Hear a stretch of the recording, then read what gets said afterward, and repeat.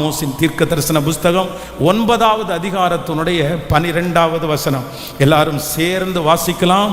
அந்நாளிலே விழுந்து போன தாவீதின் கூடாரத்தை நான் திரும்ப எடுப்பித்து அதன் திறப்புகளை அடைத்து அதில் பாழாய் போனதை சீர்படுத்தி பூர்வ நாட்களில் இருந்தது போல அதை ஸ்தாபிப்பேன் என்று இதை செய்கிற கர்த்தர் சொல்லுகிறார். இன்னொரு விஷயம் கூட சத்தமாய் நாம் வாசிக்க போகிறோம். எல்லாரும் சேர்ந்து ஒரு சத்தமாய் வாசிக்கலாமே.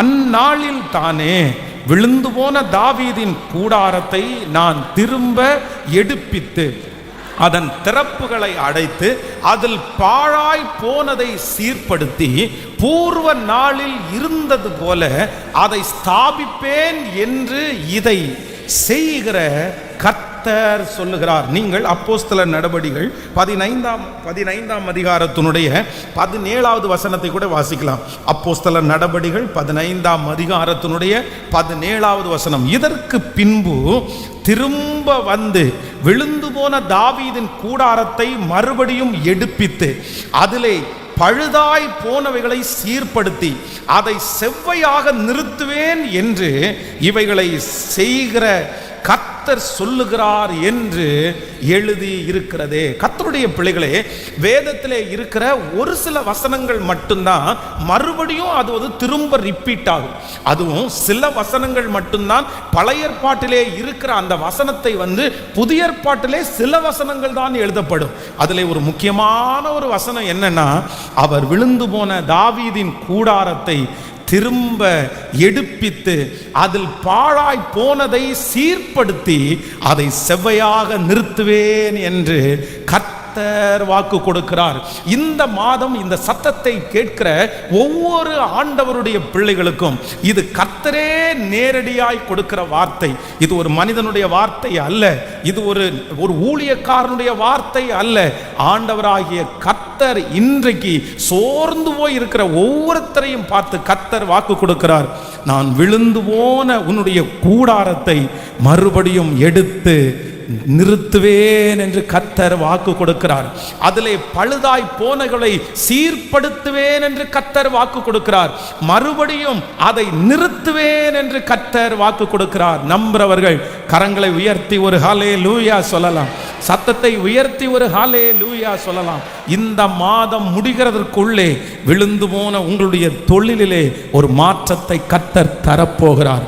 விழுந்து போன உங்களுடைய குடும்பம் மறுபடியும் கட்டப்பட போகிறது. உங்களுடைய மகளுடைய குடும்பம், மகனுடைய குடும்பத்தை இது கட்ட முடியுமா என்கிற ஒரு பெரிய கேள்விக்குறியிலே இருக்கலாம். ஆனால் ஆண்டவர் வாக்கு கொடுக்கிறார். பலன் உள்ளவனுக்காகிலும் பலனற்றவனுக்காகிலும் உதவிகளை லகுவாய் செய்கிற கர்த்தர் வாக்கு கொடுக்கிறார். நான் மறுபடியும் உன் பிள்ளையினுடைய வாழ்க்கையை கட்டுவேன். நான் மறுபடியும் உன்னுடைய வியாபாரத்தை நான் கட்டுவேன். நான் மறுபடியும் உன்னுடைய ஆவிக்குரிய வாழ்க்கையை நான் மறுபடியும் கட்டுவேன். உன்னுடைய ஜெப வாழ்க்கையை நான் மறுபடியும் கட்டுவேன்.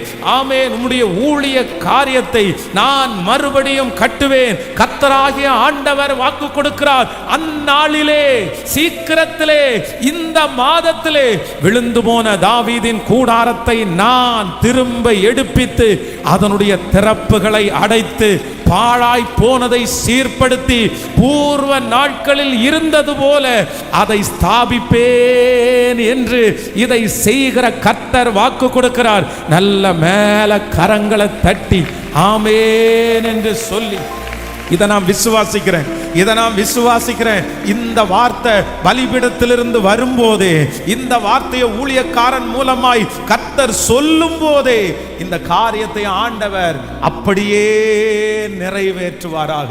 நம்முடைய தேவனாகிய கர்த்தருக்கு ஒரு மிகப்பெரிய வலிமை இருக்கிறது. என்ன வலிமை அப்படின்னு சொன்னா, அவர் மறுபடியும் கட்டுகிறதிலே சிறந்தவர். இந்த உலகத்திலே இருக்கிற பல மனிதர்களாலே ஒரு விசை இடிந்து போனது, ஒரு விசை பட்டு போனது, மறுபடியும் கட்டவே முடியாது. ஆனால் ஆண்டவரால் மட்டும்தான் மறுபடியும் கட்ட முடியும். வேதத்திலே இதற்கு பலவிதமான பரிசுத்தவான்களுடைய வாழ்க்கை நமக்கு முன் உதாரணமா இருக்கிறது. வேதம் சொல்கிறது, ரூத் இளம் வயதிலே அவள் ஒரு அந்நிய நாட்டு பெண், தன்னுடைய கணவனார் திருமணம் முடிந்து சில ஆண்டுகளுக்குள்ளாகவே தன்னுடைய கணவனார் மரித்து போகிறார்கள். அப்போ மரித்து போகிற தன்னுடைய கணவனார், அப்போ இவங்க சொல்றாங்க, உனக்கு எப்படி நான் வாழ்க்கை கொடுப்பேன், நீ என் கூட வராத, நீ என் கூட வந்தேன்னா உனக்கு எந்த எதிர்காலமுமே இல்லை, நான் உனக்கு ஒன்றும் பண்ண முடியாது, உன்னுடைய வாழ்க்கையை யாரும் கட்ட முடியாது. ஆனால் வேதம் சொல்லுகிறது, யாரும் கட்ட முடியாத ஒரு அந்நிய நாட்டினுடைய பெண்ணாகிய ரூத்தினுடைய வாழ்க்கையை கர்த்தர் மறுபடியும் கட்டினாள். அவனுடைய வாழ்க்கையில கர்த்தர் ஒரு போவாசை ஆண்டவர் காண்பித்தாள். இந்த வாழ்க்கை என்னவாய் முடியுமோ என்று நினைத்த அந்த ரூத்துக்கு ஒரு மறு வாழ்வை ஆண்டவர் கொடுக்க முடியுமானால், விழுந்து போன அந்த குடும்ப வாழ்க்கையை கட்ட முடியுமானால், கர்த்தர் இன்றைக்கு தீர்க்க தரிசனமாய் சொல்லுகிறார், உங்க வாழ்க்கையை மறுபடியும் கட்டுவது கர்த்தருக்கு லேசான காரியம். பேதுருவை குறித்து வேதம் சொல்லுகிறது, ஆண்டவர் தன்னோடு இருக்கும்போது பல முறை ஆண்டவர் எச்சரிக்கிறார். எப்பா இல்ல, நீ உங்களில் ஒருவன் என்னை காட்டி கொடுப்பான் அப்படின்னு சொல்றாரு. அதற்கு முன்பாக பேதுருவை பார்த்து சொல்றாரு, பேதுருவே பேதுருவே, நீ ரொம்ப கவனமா இரு, நீ ஜாக்கிரதையா இரு, சத்துரு உன்னை சோதிக்க போறான், அவன் ரொம்ப சோதிக்கிறான். அப்போ இந்த பேதுரு என்ன சொல்றான் அப்படின்னு சொன்னா, இல்ல இல்ல, காவலிலும் சாவிலும் நான் உம்மை பின்பற்றுவேன், நான் எப்படி உங்களை விட்டு போவேன், இந்த மாதிரிலாம் நீங்க எப்படி பேசிட்டு இருக்க அப்படின்னு சொல்லி தன்னுடைய ஸ்பிரிச்சுவல், தன்னுடைய ஆவிக்குரிய வாழ்க்கையிலே தான் நிற்கிறேன் என்று நினைத்தான். நான்லாம் விடமாட்டேன், நான்லாம் ஜபத்தெல்லாம் விடமாட்டேன், நான்லாம் ஆண்டவரெல்லாம் விடமாட்டேன் அப்படின்னு ரொம்ப வீரவசனம் மாதிரி அவன் பேசினான். ஆனா திடீரென்று இந்த பேதுரு சூழ்நிலையின் காரணமாய் ஆண்டவரை மற்றும் மறுதலிச்சான். ஆண்டவர் ஆண்டவர் ரொம்ப வித்தியாசமா ஆண்டவரை பேசி ஏளனமாய் அவன் சொன்னான். கூட இருக்கிற அந்த சகோதரிகளை பார்த்து இயேசுவை அந்த இடத்துல சபித்தான். அவ்வளவுதான், இனி எப்படி ஆண்டவருடைய முகத்தை நான் பார்ப்பேன், இனி எப்படி ஆண்டவருடைய ஊழியத்தை செய்வேன், அந்த 12 பேர்ல ஒருத்தன் அப்படின்ற அந்த லிஸ்ட்ல இருந்து என்ன முதல்ல நான் தூக்கணும், ஏன்னா ஆண்டவர் எவ்வளோ எச்சரிச்சு நான் கேட்கல. ஆனா வேதம் சொல்லுகிறது, பேதுருவை உயிர்த்தெழுந்த இயேசு சந்தித்தார்.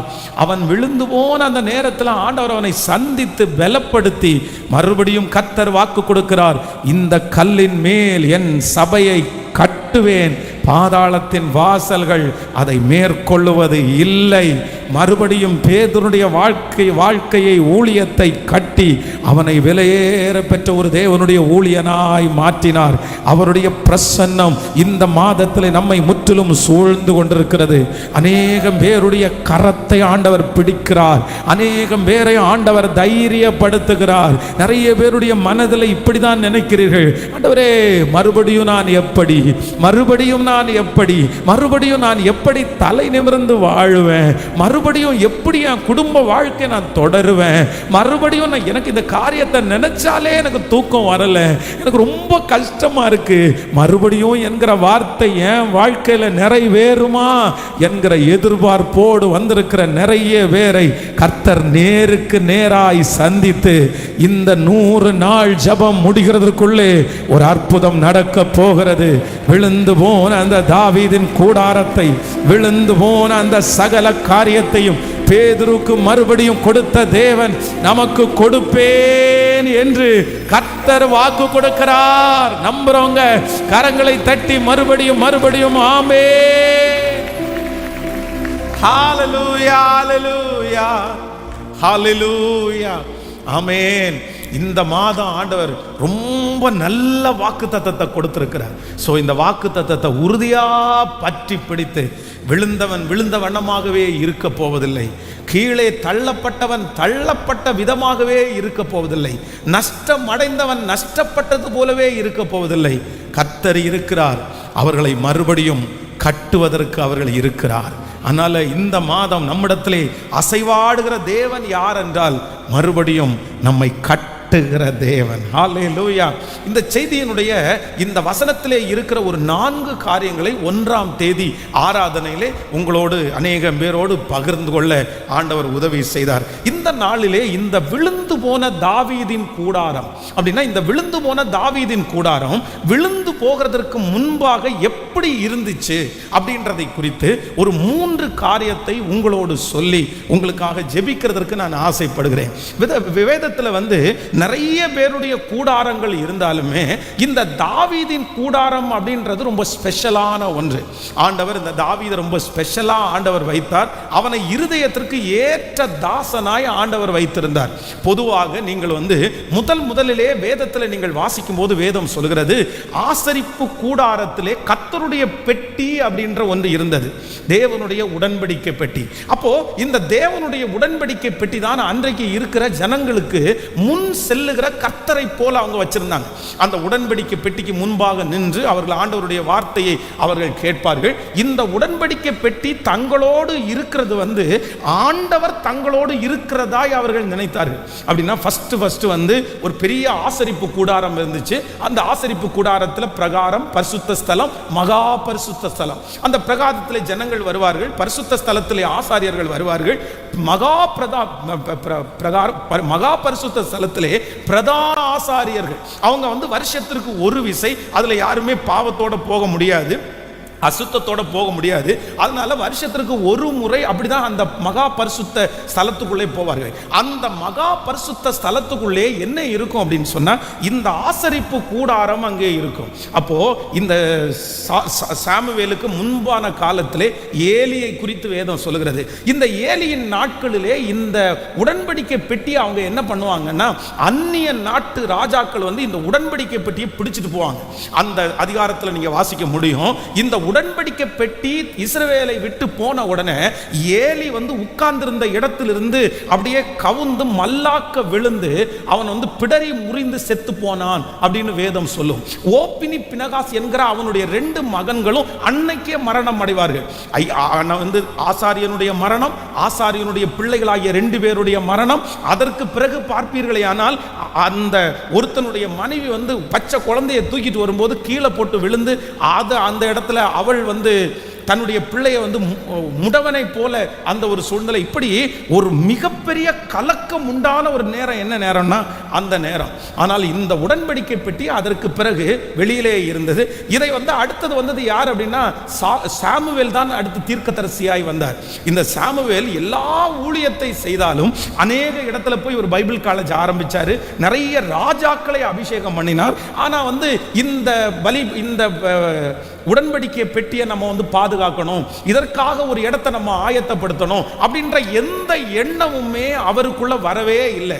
ஆனா the first time முதலிலே இந்த உடன்படிக்கை பெட்டிக்கென்று ஒரு கூடாரத்தை ஸ்தாபித்து அந்த கூடாரத்துக்குள்ளே, அப்படின்னா உடன்படிக்கை பெட்டி என்கிறது கர்த்தர், உடன்படிக்கை பெட்டி என்கிறது கர்த்தருடைய பிரசன்னம், கர்த்தருடைய மகிமை, கர்த்தர் தனக்கு வாக்கு கொடுக்கிற இடம் தான் இந்த உடன்படிக்கை பெட்டி. இந்த உடன்படிக்கை பெட்டியை குறித்து நீங்கள் யோசுவாவில் வாசிக்கும் போது இந்த உடன்படிக்கை பெட்டியை சுமக்கிற ஆசாரியருடைய கால்கள் அந்த யோர்தான் நதியிலே பட்ட உடனே இருபுறமும் கரை புரண்டு ஓடின அந்த யோர்தான் அப்படியே பிளந்து நின்றுச்சு அப்படின்னு வேதம் சொல்லுது. அப்படின்னா இந்த பிரசன்னத்தை யாரெல்லாம் சுமக்கிறார்களோ, தேவனை யாரெல்லாம் சுமக்கிறார்களோ அவர்களுக்கு முன்பாக யோர்தான் பெருகி நின்றாலும் அது இரண்டாய் பிளக்கக்கூடிய அந்த வல்லமை கர்த்தருடைய பிரசன்னத்தை சுமக்கிறவர்களுக்கு இருக்கிறது, கர்த்தரை சுமக்கிறவர்களுக்கு இருக்கிறது. அப்போ இந்த உடன்படிக்கை பெட்டி என்கிற நீங்க நினைக்கிறது மாதிரி சாதாரணமானது அல்ல. ஆனா இந்த உடன்படிக்கை பெட்டியை இதுவரைக்கும் அது தன்னுடைய தேசத்திலே இஸ்ரவேல் ஜனங்களுக்குள்ளே ஏதோ ஒரு இடத்துல இருந்துச்சு. இப்ப போயிருச்சு பாருங்க உடன்படிக்கை பெட்டி. அந்த உடன்படிக்கை பெட்டியை அடுத்து அகைன் திரும்ப சவுல் ராஜாவாக அபிஷேகம் பண்ணப்படுகிறார். சவுலும் அப்படிதான் எத்தனையோ வருடம், கிட்டத்தட்ட 40 ஆண்டுகள் அவர் ராஜ்யபாரம் பண்ணினார். இந்த 40 ஆண்டுகளிலே ஒரு நாள் கூட இந்த உடன்படிக்கை பெட்டியை எடுக்கணும், அதை நம்முடைய இஸ்ரவேல் தேசத்துக்குள்ள நம்ம கொண்டு வரணும், அதை நம்ம இப்படி விட்டுற முடியாது அப்படின்ற எண்ணம் அந்த மனுஷனுக்குள்ளேயும் அந்த ராஜாவுக்குள்ளேயும் வரவே இல்லை. அவன் நினைத்திருந்தால் அந்த உடன்படிக்கை பெட்டியை கொண்டு வந்திருக்கலாம், அதற்காக ஒரு ஸ்தலத்தை ஆயத்தப்படுத்தி இருக்கலாம். அந்த எண்ணம் சவுலுக்கும் வரல. ஆனால் கர்த்தருடைய இருதயத்திற்கு ஏற்ற தாசனாய் இருக்கிற இந்த தாவீதுக்கு என்ன தோணுச்சு அப்படின்னு சொன்னா, இல்ல இல்ல இல்ல, நான் ரொம்ப பெரிய மச்சுப்பாவம் பண்ண அந்த பெரிய வீட்டில் நான் குடியிருக்கிறேன், நான் நல்ல வீட்டில் குடியிருக்கிறேன், ஆனா எனக்கு ஒன்று வேணும். நான் என்ன பண்ணணும் அப்படின்னா, நான் ராஜ்யபாரத்தை எடுத்துக்கிட்டேன், கர்த்தர் என்ன பல மடங்கு ஆசீர்வதித்தார். ஆனா ஆண்டவருடைய உடன்படிக்கை பெட்டியை எப்படியாகிலும் இங்கே கொண்டு வர வேண்டும் என்று முயற்சி எடுத்தான். அப்ப நான் நேற்றைக்கு இரவில் ஆண்டவருடைய வார்த்தையை தியானிக்கும் போது இந்த உடன்படிக்கை பெட்டியை ஒரு ஒரு இடத்திலே கொண்டு வந்து அந்நிய தேசத்திலிருந்து பலவிதமான பிரச்சனைகளை சந்தித்து இந்த உடன்படிக்கை பெட்டியை தனக்குள்ள கொண்டு வருவதற்கு இந்த தாவீது அதற்கென்று ஒரு கூடாரம் கட்டுகிறான். அதைத்தான் வேதம் சொல்கிறது தாவீதின் கூடாரம். தாவீதின் கூடாரம் என்றால் என்ன அப்படின்னா, ஆண்டவருடைய பிரசன்னத்தை கொண்டு வந்து தன்னோடு வைக்கிறது தான் ஆண்டவருடைய தாவீதின் கூடாரம். நான் நம்புறேன் இந்த உலகத்திலே இருக்கிற அநேக மனிதர்கள், ஆண்டவர் ராஜாவா ஏற்படுத்தின, தீர்க்கதரிசியா ஏற்படுத்தின அநேக மனிதர்கள் அந்நிய நாட்டு ராஜாக்களை ஜெயித்தார்கள், கப்பம் கட்ட வைத்தார்கள், பெரிய பெரிய படை தலைவர்களை தங்களுக்கு சொந்தமாக்கினார்கள், நிறைய ராஜ்யங்களை தங்கள் பக்கமாய் இழுத்தார்கள். ஆனா ஆண்டவருடைய பிரசன்னத்தை வீட்டுக்குள்ள கொண்டு வச்சு கர்த்தருடைய பிரசன்னத்தை அனுபவித்த ஒரே மிகப்பெரிய ராஜா யாருன்னா இந்த தாவீது ராஜா. அதனாலதான் ஆண்டவர் சொல்றாரு, ஒரு நாள் இந்த பிரசன்னத்திற்காக பல பாடுகளை பட்டு, இந்த பிரசன்னத்தை யாருமே சுமக்கல, இந்த மகிமையை யாருமே பார்க்கல, இந்த ஃபீலிங்கை யாருமே உணரல. ஆனா என் தாசனாகிய தாவீது அந்த ஃபீலிங்ஸை உணர்ந்து அந்த பிரசன்னத்தை சுமந்து அற்புதத்தை கண்ணார கண்டுட்டான். ஆனா இன்றைக்கு அந்த தாவீதினுடைய கூடாரம் இடிந்து கிடக்கிறது. ஆனால் கர்த்தர் வாக்கு கொடுக்கிறார், மறுபடியும் விழுந்து போன தாவீதின் கூடாரத்தை எடுப்பித்து நிறுத்தினவர் தான் ஆண்டவராகிய இயேசு கிறிஸ்து. ஆண்டவராகிய இயேசு கிறிஸ்து இந்த உலகத்திலே வந்து பிதாவினுடைய பிரசன்னத்தை சுமந்து சித்தத்தை நிறைவேற்றி அவருடைய இரத்தத்தை சிந்தி அந்த விழுந்து போன தாவீதின் கூடாரமாகிய பிரசன்னத்தை மறுபடியும் நாம் ஒவ்வொருவருக்கும் கர்த்தர் கிருபையாய் தந்தார். கைகளை அசைத்து ஒரு ஹல்லேலூயா. நம்ம விடக்கூடாத ஒன்று என்ன அப்படின்னா ஆண்டவருடைய பிரசன்னம். இந்த உலகத்தில் எத்தனையோ கிறிஸ்டியானிட்டி இருக்கிறாங்க, எத்தனையோ திருச்சபைகளிலே இன்றைக்கு ஆராதனை நடந்து கொண்டிருக்கிறது. ஆனால் நான் நம்புறேன் இந்த சத்தத்தை கேட்கிற நீங்களும் நானும் அது சாதாரணமானவர்கள் அல்ல. நம்ம யார் அப்படின்னா கர்த்தருடைய உடன்படிக்கை பெட்டிக்காக பாடுபட்டவர்கள், உடன்படிக்கை பெட்டிக்காக நம்ம ரொம்ப கஷ்டப்பட்டவங்க. நம்ம ஒவ்வொருத்தரும் ஆண்டவருடைய பிரசன்னத்தை உணர்ந்தவங்க தான் இந்த இடத்துல நிறைய பேர் இருக்கிறோம். ஒருவேளை ஆண்டவருடைய பிரசன்னத்தை நீங்க உணரலைன்னா கூட ஆண்டவருடைய பிரசன்னத்தை உணர்கிறதற்கு எந்த ஒரு தேவனுடைய பிள்ளை பாடுபடுறாங்களோ நான் நம்புறேன் உங்க வாழ்க்கை எப்ப முழுமையடையும் தெரியுமா? உங்க ஊழியம் எப்ப முழுமையடையும் தெரியுமா? நீங்க எப்பொழுது தேவனுடைய இருதயத்திற்கு ஏற்ற தாசர்களாய் மாறுவீர்கள் தெரியுமா? நீங்க ஜெயிக்கும் போது மட்டும் இல்ல, நீங்க சம்பாதிக்கும் போது அல்ல, நீங்க இந்த உலகத்தில் பெரிய வெற்றியாளர்களாய் மாறும் போது அல்ல, ஆண்டவருடைய பிரசன்னத்தை யாரெல்லாம் அனுபவிக்கிறார்களோ, கர்த்தரை தங்க கூட வைத்து யாரெல்லாம் சுமக்கிறார்களோ அவர்கள்தான் இந்த உலகத்திலே பெரியவர்களாய் இருக்கிறார்கள். கைகளை உயர்த்தி தட்டி ஆண்டவருடைய சமூகத்திலே அந்த பிரசன்னத்தை சுமக்கிற ஹல்லேலூயா, அந்த பிரசன்னத்தை சுமக்கிற லேவியர்களாக, ஆசாரியர்களாக கைகளை தட்டி ஆமென் தேவனே நமக்கு செய்வாராக. ஹல்லேலூயா. நம்பர் 1, முதலாவதாக தாவீது வந்து இந்த உடன்படிக்கை பெட்டியை, அதாவது ஆண்டவருடைய பிரசன்னத்தை அனுபவிக்கிறதற்கு ஃபர்ஸ்ட் இவர் செய்தது என்ன அப்படின்னா 1 நாளாகமம் 13ஆம் அதிகாரத்தினுடைய 3வது வசனத்தை வாசிக்க போறோம். எடுத்துக்கொள்ளலாம். 13ஆம் அதிகாரம் 1 நாளாகமம் 13ஆம் அதிகாரத்தினுடைய 3வது வசனத்தை சேர்ந்து வாசிக்கலாமா? நமது தேவனுடைய பெட்டியை திரும்ப நம்மிடத்திற்கு கொண்டு வருவோமாக. சவுலின் நாட்களில் அதை தேடாதே போனோம் என்றான். இந்த காரியம் சகல ஜனத்தின் பார்வைக்கும் செம்மையா இருந்தபடியினால் சபையார் எல்லாரும் அப்படியே செய்வோம் என்றார்கள். இன்னொரு விஷயம் கூட வாசிக்கலாம், 12வது வசனத்திலிருந்து வாசிக்கலாம். ஆமீன். 12லிருந்து 13ஆம் அதிகாரம் 2வது வசனத்திலிருந்து வாசிக்கலாம். 13ஆம் அதிகாரம் 2. இஸ்ரவேல் சபையார் எல்லாரும் நோக்கி, உங்களுக்கு நம்முடைய தேவனாகிய கர்த்தருக்கு சித்தமாய் இருந்தால் இஸ்ரவேலின் தேசங்களில் எல்லாம் இருக்கிற நம்முடைய மற்ற சகோதரரும் அவர்களோட தங்கள் வெளி நிலங்களில் இருக்கிற ஆசாரியரும் லேவியரும் நம்மோடே கூடும்படிக்கு நாம் சீக்கிரமாய் அவர்களிடத்திற்கு ஆள் அனுப்பி நமது தேவனுடைய பெட்டியை திரும்ப நம்மிடத்திற்கு கொண்டு வருவோமாக. சவுலின் நாட்களில் அதை தேடாதே போனோம். நல்லா கவனிச்சுங்க ஆண்டவருடைய பிள்ளைகளே. நம்பர் 1, முதலாவதாக இந்த விழுந்து போன இந்த தாவீதின் கூடாரத்தை நீங்க இன்னொரு வசனத்தை கூட நீங்க வாசிக்க முடியும், நீங்க எடுத்துக்கொள்ளலாம். 1 நாளாகமம் 16ஆம் அதிகாரத்தினுடைய 1வது வசனத்தை வாசிக்கலாமா? 1 நாளாகமம் 16ஆம் அதிகாரம் 1வது வசனம். அவர்கள் தேவனுடைய பெட்டியை உள்ளே கொண்டு வந்தபோது தாவீது அதற்கு போட்ட கூடாரத்தின் நடுவே அவர்கள் அதை வைத்து தேவனுடைய சன்னதியில் சர்வாங்க தகன பலிகளையும் சமாதான பலிகளையும் செலுத்தினார்கள். 2வது வசனத்தை வாசிக்கும் போது தாவீது சர்வாங்க தகன பலிகளையும் சமாதான பலிகளையும் செலுத்தி தீர்ந்த பின்பு அவன் ஜனத்தை கர்த்தருடைய நாமத்திலே ஆசீர்வதித்தான். ஹல்லேலூயா. அப்போ தாவீதின் கூடாரம் என்று இங்க 1வது வசனத்துல என்ன சொல்லுதுன்னா, 16ஆம் அதிகாரம் 1வது வசனத்துல என்ன சொல்லுது அப்படின்னா, தாவீது உடன்படிக்கை பெட்டியை, தேவனுடைய பெட்டியை உள்ளே கொண்டு வந்தபோது தாவீதற்கு அதற்கு போட்ட கூடாரத்தின் நடுவே அவர்கள் அதை வைத்து, ஆமென் சொல்லுங்க. அப்ப தாவீதின் கூடாரம்ன்றது என்ன அப்படின்னா, உடன்படிக்கை பெட்டியை வைக்கிறதற்காக அவன் போட்டிருந்த ஒரு கூடாரம் தான், அதுதான் தாவீதினுடைய கூடாரம். இப்போ முதலாவதாக இந்த வசனம் என்ன ரொம்ப நீங்க கவனமா கேட்டீங்கன்னா உங்களுக்கு ரொம்ப புரியும். ஏன்னா இது முழுக்க முழுக்க ஹிஸ்டாரிக்கலா சம்பந்தப்பட்டு தான் இந்த செய்தி இருக்கிறது. அப்போ இந்த தாவீது தேவனுடைய பிரசன்னத்தை, தேவனுடைய பெட்டியை, தன்னுடைய கூடாரத்தை ஸ்தாபிப்பதற்கு முதல் அவன் எடுக்கிற முயற்சி என்ன அப்படின்னா, சவுலின் நாட்களிலே இந்த உடன்படிக்கை பெட்டி எங்க இருக்குன்னு தேடாமலே போனோம். இதுதான் இவர்களை வழி நடத்திருச்சு, இதுதான் இதுவரைக்கும் ஆலோசனை கொடுத்துச்சு.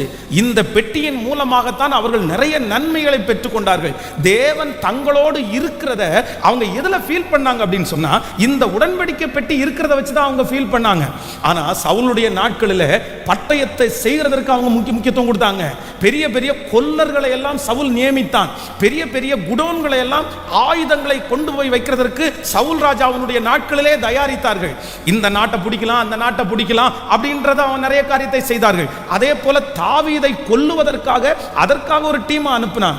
இந்த மாதிரி எந்தெந்த காரியத்திற்கெல்லாமோ தேடினவர்கள், வேலை செய்தவர்கள் எதை மட்டும் கண்டுக்கல அப்படின்னு சொன்னா, தேவனுடைய பெட்டி ஆகிய அந்த பிரசன்னத்தை தனக்குள்ள கொண்டு வர்றதற்கு அவர்கள் என்ன பண்ணல அப்படின்னா, தேடாமலே போனார்கள். அது எங்க இருக்கு, போ அது எங்க இருக்கு, அது என்ன பண்ணணும், அதுக்கு என்ன செலவு பண்ணணும், அதுக்கு எத்தனை பேரை ஆயத்தப்படுத்தணும்ன்றத அவங்க யாரும் தன்னுடைய மனதிலே கொண்டு வரல.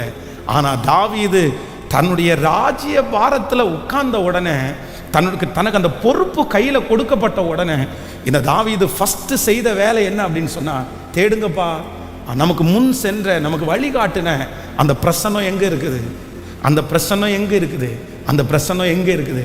இன்றைக்கு ஆண்டவருடைய பிள்ளைகளே, இந்த சத்தத்தை கேட்கிற நிறைய பேர் நீங்க தாவீதினுடைய அபிஷேகத்தை பெற்றவர்கள் தான். அப்படின்னா யாருமே, மற்றவங்க எல்லாரும் வேலையை தேடினாங்க, மற்றவங்க எல்லாரும் படிப்பை தேடினாங்க, மற்றவங்க எல்லாரும் சொத்துக்களை தேடினாங்க. ஆனா உங்களை சுற்றி இருக்கிறவர்கள் நிறைய பேர் வித்தியாசமான காரியத்தை தேடும் போது, இந்த சத்தத்தை கேட்கிறவங்க நிறைய பேர் தேவனுடைய பிரசன்னத்தை தேடினீங்க, தேவனுடைய சமூகத்தை தேடினீங்க. ஆண்டவர் எங்க இருக்காரு, ஆண்டவர் எப்படி என் கூட பேசுவாரு, ஆண்டவருடைய பிரசன்னம் என்ன, நான் அதை அனுபவிக்கணும், ஆண்டவருடைய மகிமையை நான் அனுபவிக்கணும். அப்படியே ஆண்டவரை தேடி கட்டப்பட்டது தான் தாவீதினுடைய கூடாரம். யாரும் தேடாத போது ஆண்டவருடைய பிரசன்னத்தை தேடி கண்டுபிடித்து தாவீதினுடைய கூடாரத்துக்குள்ள அந்த பிரசன்னம் இருக்குது. இப்போ அந்த கூடாரம் என்ன பண்ணுச்சு அப்படின்னு சொன்னா, வேதம் சொல்லுது, அது விழுந்து போயிருச்சு. யாரும் அதை பார்ப்பார் யாரும் இல்லை, அதை கேட்கிறதற்கு யாரும் இல்லை. என்ன நடந்துச்சு அப்படின்னு சொன்னா, இந்த தாவீதனுடைய காலம் முடிந்த உடனே அதற்கு பிறகு சாலோமன் அதற்குள்ளே ராஜ்யபாரம் எடுக்கிறார். இந்த சாலோமன் ராஜ்யபாரம் எடுக்கும்போது அவர் என்ன பண்றாருன்னா, ஒரு மிகப்பெரிய தேவனுடைய ஆலயத்தை கட்டுகிறார். பிரம்மாண்டமான ஒரு ஆலயத்தை கட்டுறார். அந்த ஆலயத்தில் தங்கம், வெள்ளி, செம்பு, இதனாலே தான் அந்த ஆலயம் முழுக்க முழுக்க பொதிந்து காணப்படுது. அப்போ அங்க இருக்கிற அந்த உடன்படிக்கை பெட்டியை தாவீதனுடைய கூடாரத்திலிருந்து இப்ப அதை எங்க கொண்டு வந்துட்டாங்க அப்படின்னு சொன்னா, அவங்க ஸ்ட்ரைட்டா இப்போ புதுசா கட்டின இந்த ஆலயத்துக்குள்ள கொண்டு வந்தாங்க. இந்த ஆலயத்திற்குள்ள கொண்டு வந்த உடனே தாவீதின் கூடாரம் எண்ணமற்று போயிட்டு, யாருமே அதை கவனிக்கல, யாருமே அதை பார்க்கல. அதை யாருமே பழுது பார்க்கல, அது ஒரு பெரிய விஷயமா எடுக்கல. அங்க இருக்கிற உடன்படிக்கை பெட்டி வந்த உடனே அது அவ்வளவுதான் விழுந்துச்சு. அதனாலதான் ஆண்டவர் சொல்றாரு, இல்ல நான் மறுபடியும் நான் என்ன பண்ண போறேன் அப்படின்னு சொன்னா, கர்த்தரை தேடி தேடி பெற்றுக்கொண்ட அந்த பிரசன்னத்தை மீண்டும் அனுபவிப்பதற்கு இந்த மாதத்திலே ஆண்டவர் ஒரு வாய்ப்பை தருவேன் என்று கர்த்தர் வாக்கு கொடுக்கிறார். இந்த மாதம் விழுந்து போன அந்த பிரசன்னத்தை கண்டிப்பாக நான் அனுபவிக்க வேண்டும். என் வாழ்க்கையில நான் அனுபவிக்க வேண்டும், என் இருதயத்தில் நான் அனுபவிக்க வேண்டும், என் சிந்தையில நான் அனுபவிக்க வேண்டும். இந்த மாதம் மறுபடியும் உடன்படிக்கை பெட்டியை நீங்கள் சுமக்க போகிறீர்கள். கர்த்தர் அந்த பிரசன்னத்தை நமக்கு தருவேன் என்று கர்த்தர் வாக்கு கொடுக்கிறார். ஹல்லேலூயா. இந்த மாதம் ஆண்டவரிடத்துல என்ன கேட்கணும் தெரியுமா? உண்மைதான் ஆண்டவரே, ஒரு நாள் ஆண்டவருடைய பிரசன்னத்தை சுமக்கிறதுக்கு எவ்வளவு தேடி தேடி தேடி தேடி போனோம். 5 வருஷத்திற்கு முன்பாக எத்தனை நாள் உபவாசம் இருந்து அந்த பிரசன்னத்தை அனுபவிச்சோம். ஜோம் பண்ணாலே ஒரு மகிமை இறங்குறத ஃபீல் பண்ண பாஸ்டர். என்ன அறியாமலே நான் அழுத, என்ன அறியாமலே நான் ஆராதிச்சேன். ஆனா வெகு நாட்களாய், ரொம்ப நாட்களாய் தாவீதின் கூடாரம் இடிக்கப்பட்டு கிடக்கிறது. தாவீதனுடைய கூடாரம் இடிக்கப்பட்டு கிடக்கிறது. தாவீதனுடைய வீடு நல்லா தான் இருக்குது, தாவீதனுடைய பிள்ளைகள் நல்லா தான் இருக்கிறாங்க, தாவீது யூஸ் பண்ண எல்லாமே நல்லா தான் இருக்குது. ஆனா தாவீதனுடைய வாழ்க்கையில என்ன மட்டும் இட்டு போயிடுச்சு அப்படின்னா, அந்த பிரசன்னத்தை சுமக்கிற கூடாரம் மட்டும் சிதைந்து போய் உடைந்து போய் கிடக்கிறது. இந்த ஆலயத்தில் இந்த சத்தத்தை கேட்கிற யாரோ ஒருத்தரோட ஆண்டவர் எச்சரிக்கிறார், மகனே உன்னுடைய வாழ்க்கையில எல்லாமே நல்லா இருக்குப்பா. கர்த்தர் கொடுத்திருக்கிற வேலை நல்லா இருக்குது, கர்த்தர் கொடுத்திருக்கிற பிள்ளைகள் நல்லா இருக்கிறாங்க, ஆண்டவர் கொடுத்திருக்கிற வாகனம் நல்லா இருக்குது, எல்லாமே ஆண்டவர் நல்லா வச்சிருக்கிறாரு. ஆனா ஒரு நாள்ல வேலையை தேடல, நீங்க கர்த்தரை மட்டும்தான் தேடுனீங்க. ஒரு நாள்ல பணத்தை தேடல, ஆண்டவரை மட்டும்தான் நீங்க தேடுனீங்க. ஒரு நாள்ல சொந்தக்காரங்களை தேடல, ஆண்டவரை மட்டும்தான் நீங்க தேடுனீங்க. நீங்கள் நிறைய பேர் சவுலை போல அல்ல, சவுல் மாம்சத்துக்குரியவைகளை தேடும் போது நீங்க நிறைய பேர் ஆவிக்குரியவர்களாம் தேடுனீங்க. தேடின உடனே அந்த பிரசன்னம் உங்களை தேடி வந்துருச்சு. ஆண்டவர் உங்களை தொட்டார், ஆண்டவர் உங்களை அபிஷேகித்தார். நீங்கள் பல மணி நேரங்கள் நீங்கள் ஜெபித்தீர்கள், தனிமையாய் ஜெபித்தீர்கள். ஆண்டவர் எப்பொழுதும் உங்க கூட வர்றதை நீங்க உணர்ந்தீங்க, ஆண்டவர் உங்களோட பேசுறதை நீங்க உணர்ந்தீங்க. ஆனா இன்னைக்கு ஆவியானவர் எனக்கு கண்களுக்கு முன்பாய் காண்பிக்கிறார், நிறைய பேர் அந்த கூடாரத்தை இழந்தார்கள். தேடி தேடி தேடி வாங்கின பிரசன்னம், தேடி தேடி வாங்கின அந்த மகிமையை இன்னைக்கு நிறைய பேர் இழந்துட்டு இருக்காங்க. இன்னைக்கு ஜெபம் அப்படிதான் இருக்குது. அத்தனை மணி நேரம் ஜெபம் இருக்குன்னா அவ்வளவு மணி நேரம் ஜெபம் இருக்குது. ஆனா அந்த ஜெபத்துல பிரசன்ஸ் இல்லை, அந்த வேத வாசிப்புல பிரசன்னம் இல்லை, அந்த குடும்ப வாழ்க்கையில பிரசன்னம் இல்லை. எல்லாத்தையும் பற்றி பிடிச்சாச்சு, ஆனா பிரசன்னத்தை மட்டும் நிறைய பேர் இழந்து நிற்கிறீர்கள். ஆனால் கர்த்தர் இந்த மாதம் முதல் வாரம் கர்த்தர் வாக்கு கொடுக்கிறார். அவர் தன்னுடைய கையிலே தூக்கு நூலோ இருக்கிறார், அவர் தன்னுடைய கையிலே ஆயுதங்களோடு இருக்கிறார். எதற்காக வென்றால், நான் அதை மறுபடியும் கட்டுவதற்கு நான் விரும்புகிறேன், அந்த பிரசன்னத்தை கட்டுவதற்கு நான் விரும்புகிறேன். ஹல்லேலூயா. கரங்களை தட்டும் போதே, இயேசுவே அந்த பிரசன்னத்தினால் என்னை நிரப்புவீராக, அந்த பிரசன்னம் என்னை தேடி வரட்டும். மறுபடியும் மறுபடியும் இந்த மாதம் வாக்கு கொடுத்தீர் அல்லவா, நான் உங்க பிரசன்னத்தை உணரணும், நான் உங்க சமூகத்தில் அழணும், நான் உங்க சமூகத்தில் என் இருதயத்தை கொட்டணும், நீங்க என்னோட இருக்கிறத நான் உணரணும், நீங்க என்னோட இருக்கிறத நான் ஃபீல் பண்ணணும்.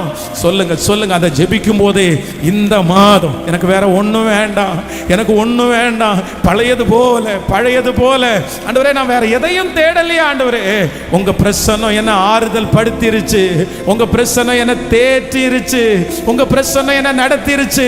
அந்த பிரசன்னத்தை கைகள் வலிச்சா கூட பரவாயில்ல, உயர காண்பித்து இயேசுப்பாவிடத்துல, ஆண்டவரே அந்த பிரசன்னத்தினால் என்ன நிரப்பு. ஹல்லேலூயா, ஹல்லேலூயா. ஆசாரியன் தேடல, ஏலியனுடைய பிள்ளைகள் யாரும் அதை தேடுறதுக்கு இல்லை. இஸ்ரவேல் ஜனங்களிலே ஆயிரக்கணக்கான ஜனங்கள் உடன்படிக்கை பெட்டியை தேடவே இல்லை. அந்த உடன்படிக்கை பெட்டி வந்து இருக்கிற வரைக்கும் உடன்படிக்கை பெட்டியை டிபெண்ட் பண்ணியே இருந்தாங்க. ஆனால் அது இல்லாத போது தொலைஞ்சு போன உடன்படிக்கை பெட்டி அந்நிய நாட்டில் இருக்குது, நம்ம அதை கொண்டு வரணும்னு நினைக்காம கர்த்தரிடத்தில் என்ன கேட்டாங்க அப்படின்னு சொன்னால், எங்களுக்கு வழி நடத்துவதற்கு ஒரு ராஜாவை கொடுங்கன்னு இஸ்ரவேல் ஜனங்கள் கேட்டாங்க. அதனால தான் வேதம் சொல்லுது, சாமுவேலை பார்த்து ஆண்டவர் சொல்றாரு, அவங்க ஒன்றை தள்ளல, நான் அவர்களை ஆளாதபடிக்கு அவர்கள் யாரை தள்ளினார்கள், என்ன தள்ளினாங்க. அந்த உடன்படிக்கை பற்றி யாருக்கும் ஞாபகமே வரல. ஆண்டவருடைய பிரசன்னத்தை யாருக்கும் ஞாபகம் வரல. இன்னைக்கு இருக்கிற ஒரு மிகப்பெரிய தோல்வி என்ன தெரியுமா பிரதர்? தோல்வி என்ன தெரியுமா சிஸ்டர்? எல்லாத்தையும் தேடுவோம், எல்லாத்தையும் தேடுவோம். ஆனா எதை தேடல தெரியுமா? ஆண்டவருடைய பிரசன்னத்தை ஃபீல் பண்ணியிருக்கீங்களா? உண்மையான நான் என்னுடைய 14 வயது வரைக்கும் ஒரு சர்ச்சுக்கு போயிருக்கிறேன். 14 வயது வரைக்கும் ஒரு நாள் கூட எங்க பாஸ்டருக்கு நான் எதிர்த்து பேசினதும் இல்லை, கீழ்ப்படியாம இருந்ததும் இல்லை. எங்க சர்ச்சில் 14 வருடம் நல்ல பிள்ளை என்ற பேரை வாங்கியிருக்கிறேன். அந்த 14 வருஷத்துல சர்ச்சில் நடக்கிற எல்லா ஃபங்க்ஷன்லையும் நான் தான் ஃபர்ஸ்டா நின்றுக்கிறேன். வேலை எல்லாத்துலையுமே உண்மையிலே கர்த்தருக்கு முன்னாடி சொல்றேன், சர்ச் விஷயத்துல ஒழுக்கமா என்ன தவிர யாருமே இருக்க முடியாதுன்ற அளவுக்கு எல்லாத்துலையும் ஃபர்ஸ்ட், எல்லாத்துலையும் ஃபர்ஸ்ட் அப்படி நான் இருந்திருக்கிறேன். ஆனா ஒன்று, நான் அவருடைய பிரசன்னத்தை என்ன பண்ணல அப்படின்னா உணரவே இல்லை. 14 வருஷம் வரைக்கும் என்னுடைய கிறிஸ்தவ வாழ்க்கை எப்படி இருந்துச்சு தெரியுமா? சிலரை போல நானும் ஒரு சாதாரணமா ஆலயத்துக்கு போறேன், கர்த்தருக்கு பயப்படுற பயம் இருக்குது, பாஸ்டர் பிரசங்கம் பண்றாரு, ஆண்டவரை பிடிக்கும், ரொம்ப பிடிக்கும், ஆண்டவருக்கு என்ன பிடிக்கும், ஜெபம் இருந்துச்சு, எல்லாமே இருந்துச்சு. ஆனா 15வது வயதுல பைபிள் காலேஜில் காலடி எடுத்து வைக்கும் போதுதான் ஃபர்ஸ்ட் என்ன உணர்ந்தேன் அப்படின்னு சொன்னா, ஓ ஆண்டவருடைய பிரசன்ஸ்ன்னு ஒன்று இருக்குது, ஆண்டவர் நமக்குள்ள இறங்குவாரு, அவரை நம்ம அனுபவிக்க முடியும், அவர் நம்மோட பேசுவாரு, அவர் நம்மோட இருக்கிறத நம்ம ஃபீல் பண்ண முடியும் அப்படின்றத 15வது வயதுல தான் ஒரு டைம் கண்டுபிடிச்சேன். அந்த 15வது வயசுக்கு மேலதான் எனக்கு வேதத்தினுடைய சத்தியம் அப்பதான் எனக்கு புரிஞ்சிருச்சு. அதனுடைய கருகலான விஷயம் அப்பதான் எனக்கு புரிஞ்சிருச்சு. எனக்குள்ள ஒரு பெரிய நம்பிக்கை வந்துச்சு, ஆண்டவர் மேல ஒரு பெரிய வெற்றி வந்துருச்சு. பரிசுத்தமா வாழணும், தேவனுக்காக ஊழியம் பண்ணணும். அதற்கு முன்னாடி இருந்த கிறிஸ்தவ வாழ்க்கைக்கும் அவருடைய பிரசன்னத்தை உணர்ந்ததற்கு பிறகு இருந்த கிறிஸ்தவ வாழ்க்கைக்கும் ரொம்ப ரொம்ப ரொம்ப வித்தியாசம். அதை என்னுடைய கற்பனையை சொல்லி அப்படி சொல்லி புரிய வைக்கவே முடியாது. அந்த அளவிற்கு இன்றைக்கு இந்த சர்ச்சில் வந்திருக்கிற பிரதர் சிஸ்டர் யாரா ஒருத்தரா இருக்கலாம், நீங்க கிறிஸ்தவங்களா இருக்கிறதுனால எந்த யூஸும் இல்லை பிரதர், எந்த யூஸ். நான் அடிக்கடி சொல்லுவேன், இயேசுவை பிடிச்சவங்க வெறும் கிறிஸ்டியன்ஸ் மட்டும் கிடையாது, இயேசுவை பிடிச்சவங்களுக்கு எல்லாருக்குமே பிடிக்கும். இந்த உலகத்தில் இருக்கிற 90% மக்களுக்கு இயேசுவை பிடிக்கும், 90% பேரை இயேசு பிடிக்கும். இயேசுவை பிடிக்கலன்னு ஒருத்தர் சொல்றது ரேர். அப்பதான் போய் சர்ச்சை உடைச்சிட்டு வரும், ஆனா அவனுக்கு இயேசுவை பிடிக்கும், இயேசுவை பிடிக்கும். இயேசுவை பிடிக்கிறதுனாலையும் இயேசுவை தேடி வர்றதுனாலையும் சர்ச்சுக்கு வர்றதுனாலையும் உங்க கிறிஸ்தவ வாழ்க்கைன்றது முழுமையடையாது, முழுமையடையாது. சவுலும் ஆண்டவரால் அபிஷேகம் பண்ணப்பட்டவர் தான், ஏலியும் ஆண்டவரால் அபிஷேகம் பண்ணப்பட்டவர் தான், தாவீதும் ஆண்டவரால் அபிஷேகம் பண்ணப்பட்டவர் தான். ஆனா இவங்க 2 பேருக்குள்ள வித்தியாசம் என்ன அப்படின்னா, தாவீது ஒன்ன தெரிஞ்சுக்கிட்டான், என்னுடைய வாழ்க்கையில எவ்வளவு பெரிய எட்டாத உயரத்துக்கு வந்தாலும் முதல்ல நான் கண்டுபிடிக்க வேண்டியது என்ன அப்படின்னா, எனக்குன்னு ஒரு கூடாரத்தை கட்டி, நான் என்னுடைய கைகளினால் ஒரு கூடாரத்தை கட்டி, அந்த கூடாரத்துக்குள்ள தேவனுடைய உடன்படிக்கை பெட்டிய எங்கிருந்தாலும் தேடி நான் கொண்டு வந்து வைப்பேன்னு ஒரு தீர்மானம் எடுத்துட்டான். இன்னைக்கு எத்தனை பேர் இருக்கிறீங்க, எத்தனை பேர் இன்னைக்கு இருக்கிறீங்க வெறும் கல்யாணத்துக்காக சர்ச்சில் ஞானஸ்நானம் எடுக்கிறதுல என்ன யூஸ்ன்னு நினைக்கிறீங்க, என்ன பிரயோஜனம் நினைக்கிறீங்க? எந்த பிரயோஜனமும் இல்லை, எந்த பிரயோஜனம் இல்லை. ஒரு பொண்ணுக்காக ஒரு பையனுக்காக ஞானஸ்நானம் எடுக்கிறதுல எந்த பிரயோஜனமுமே இல்லை. அம்மாவுக்காக அப்பாவுக்காக ஞானஸ்நானம் எடுக்கிறதுல எந்த பிரயோஜனமும் இல்லை. என்ன பண்ணணும் அப்படின்னு சொன்ன, ஆண்டவரே உங்க பிரசன்னத்தை நான் என்ன பண்ணணும் அப்படின்னா, நான் மீண்டும் சுமக்கணும், நான் அனுபவிக்கணும். எனக்கு ஆசையா இருக்குது, எனக்கு ஆசையா இருக்கு. ஏன் அப்படின்னா அதனுடைய வேல்யூ எவ்வளவு பெருசுன்னு எனக்கு தெரியும், அதனுடைய மகிமை எவ்வளவு பெருசுன்னு தெரியும்.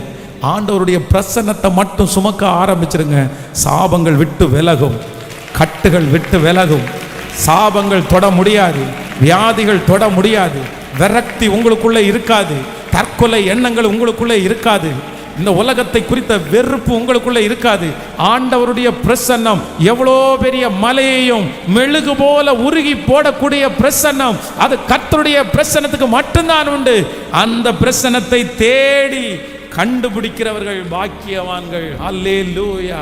நம்பர் 1, முதலாவதாக விழுந்து போன இந்த தாவீதின் கூடாரம் என்ன அப்படின்னா, ஒரு நாள் தேடி தேடி தேடி தேடி கண்டுபிடிச்ச இந்த தேவ பிரசன்னம் என்கிற இந்த கூடாரம் அப்படியே விழுந்து உடைஞ்சு எண்ணமற்று கேட்பாரற்று பழுது பார்க்கப்படாமல் அப்படியே கீழே விழுந்துச்சு. இப்போ அதுக்குள்ள என்ன இல்லை அப்படின்னா, ஆசரிப்பு கூடாரம், அதுக்குள்ள உடன்படிக்கை பெட்டி இல்லை, அதனால தாவீதின் கூடாரம் இடிஞ்சு விழுந்துச்சு.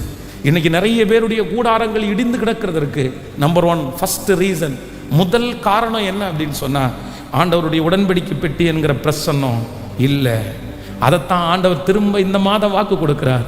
நான் விழுந்து போன தாவீதின் கூடாரத்தை திரும்ப எடுப்பித்து கட்டுவேன். உங்கள் பிரசன்னம் மட்டும் எனக்கு போதும். உங்களுடைய பிரசன்னம் மட்டும் எனக்கு போதும். உங்களுடைய பிரசன்னம் மட்டும் எனக்கு போதும். மறுபடியும் இங்கே இருக்கிற நிறைய பேருக்கு ஆண்டவர் பிரசன்னத்தை கர்த்தர் கொடுக்க போகிறார். கர்த்தரை நீங்கள் இனி ஃபீல் பண்ண போகிறீங்க. 10 ஆண்டுகளுக்கு முன்பாக ஏற்பட்ட அந்த தாக்கத்தை கர்த்தர் மறுபடியும் உங்களுக்கு தருவேன் என்று கர்த்தர் வாக்கு கொடுக்கிறார். இந்த மாதத்தில் ஆண்டவர் அதை துவங்குவேன் என்று கர்த்தர் வாக்கு கொடுக்கிறார். இல்லை, அந்த ஆலயத்தை கர்த்தர் பழுது பார்க்க போகிறார். அதை கர்த்தர் செப்பனிட போகிறார். அதனுடைய திறப்புகளை எல்லாம் கர்த்தர் அடைக்க போகிறார். எந்த இடத்திலிருந்து அந்த பிரசன்னத்தை யார் எடுத்து போனார்களோ கர்த்தர் மறுபடியும் அந்த பிரசன்னத்தோடு வர்றாரு. ஜெபத்தோட கேட்குறவங்க நிறைய பேருக்கு கர்த்தர் இன்னைக்கு முகமுகமாக பேசுறாரு, தீர்க்க தரிசனமாக பேசுறாரு. உங்களுக்காகவே ஆண்டவர் பேசுறாரு. சிஸ்டர், இந்த வார்த்தை உங்களுக்காக தான். பிரதர், இந்த வார்த்தை உங்களுக்காக தான். நீங்க தான் ஆண்டவருடைய பிரசன்னத்தை இழந்து நிற்கிறீங்க. ஒரு நாள் வாலிப மகளே, வாலிப மகனே, நீ ஆண்டவருடைய பிரசன்னத்தை அவ்வளவு அனுபவிச்சவனாச்சே அப்பா, மணிக்கணக்கா ஆராதிச்சவனாச்சே அப்பா, ஆண்டவர் உன் கூட நடந்து வர்றதை நீ ஃபீல் பண்ணின பிள்ளையாச்சே. ஆனா இன்னைக்கு சூழ்நிலை மாறின உடனே, குடும்பம் மாறின உடனே, ஆட்கள் வந்த உடனே அவருடைய பிரசன்னத்தை இழந்து நிற்கிறியே. இதோ ஆவியானவர் உன்னை நெருக்கி ஏவுகிறார். உன் பக்கத்தில் ஆண்டவர் வந்து நிற்கிறார். கர்த்தர் துடிக்கிறார். உன்னுடைய கூட படிக்கிற யாருமே தேடல, ஆனா நீ தேடுனியப்பா, நீ அழுதியப்பா. அத்தனை பேரும் ஆராதிச்சதும் நீ ஆராதிச்சதுக்கும் நிறைய வித்தியாசம் இருந்துச்சேப்பா. ஆனா இன்னைக்கு அந்த வித்தியாசம் எங்க போச்சு? ஆனா கர்த்தர் சொல்கிறார், மறுபடியும் நான் உனக்கு தருவேன். ஹல்லேலூயா, ஹல்லேலூயா, ஹல்லேலூயா, ஹல்லேலூயா. கைகளை உயர்த்தி வாஞ்சிக்கிறவங்க இயேசுவேன்னு சொல்லி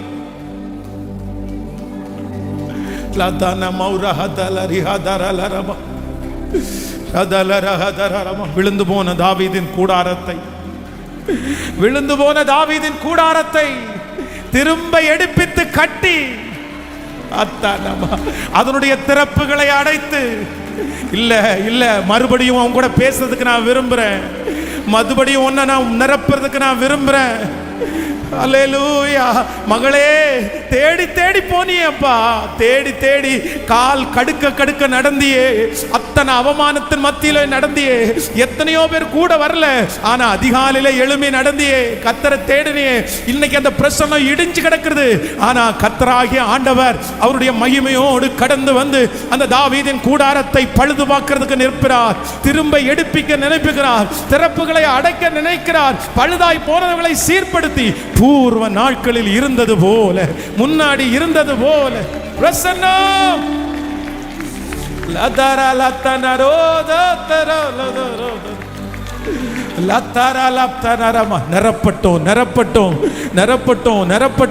நிரப்பட்டும். ஒவ்வொரு வாலிப தம்பிக்கும் தங்கச்சிக்கும் அந்த டச், அந்த ஃபீல், அந்த உணர்வு அநேக மாதங்களாய் வருடங்களாய் விட்டு போன அந்த அபிஷேகம் இப்போ நிரப்பட்டும். இயேசுவே, நீங்க எனக்கு வேணும். உங்க பிரசன்னம் எனக்கு வேணும். உங்க பிரசன்னதா. Oh, hallelujah. Thank you, Jesus. Thank you, Jesus. Hallelujah. Number 2, இரண்டாவதாக வேகமாய் ஒரு காரியத்தை வாசிக்க போகிறோம்.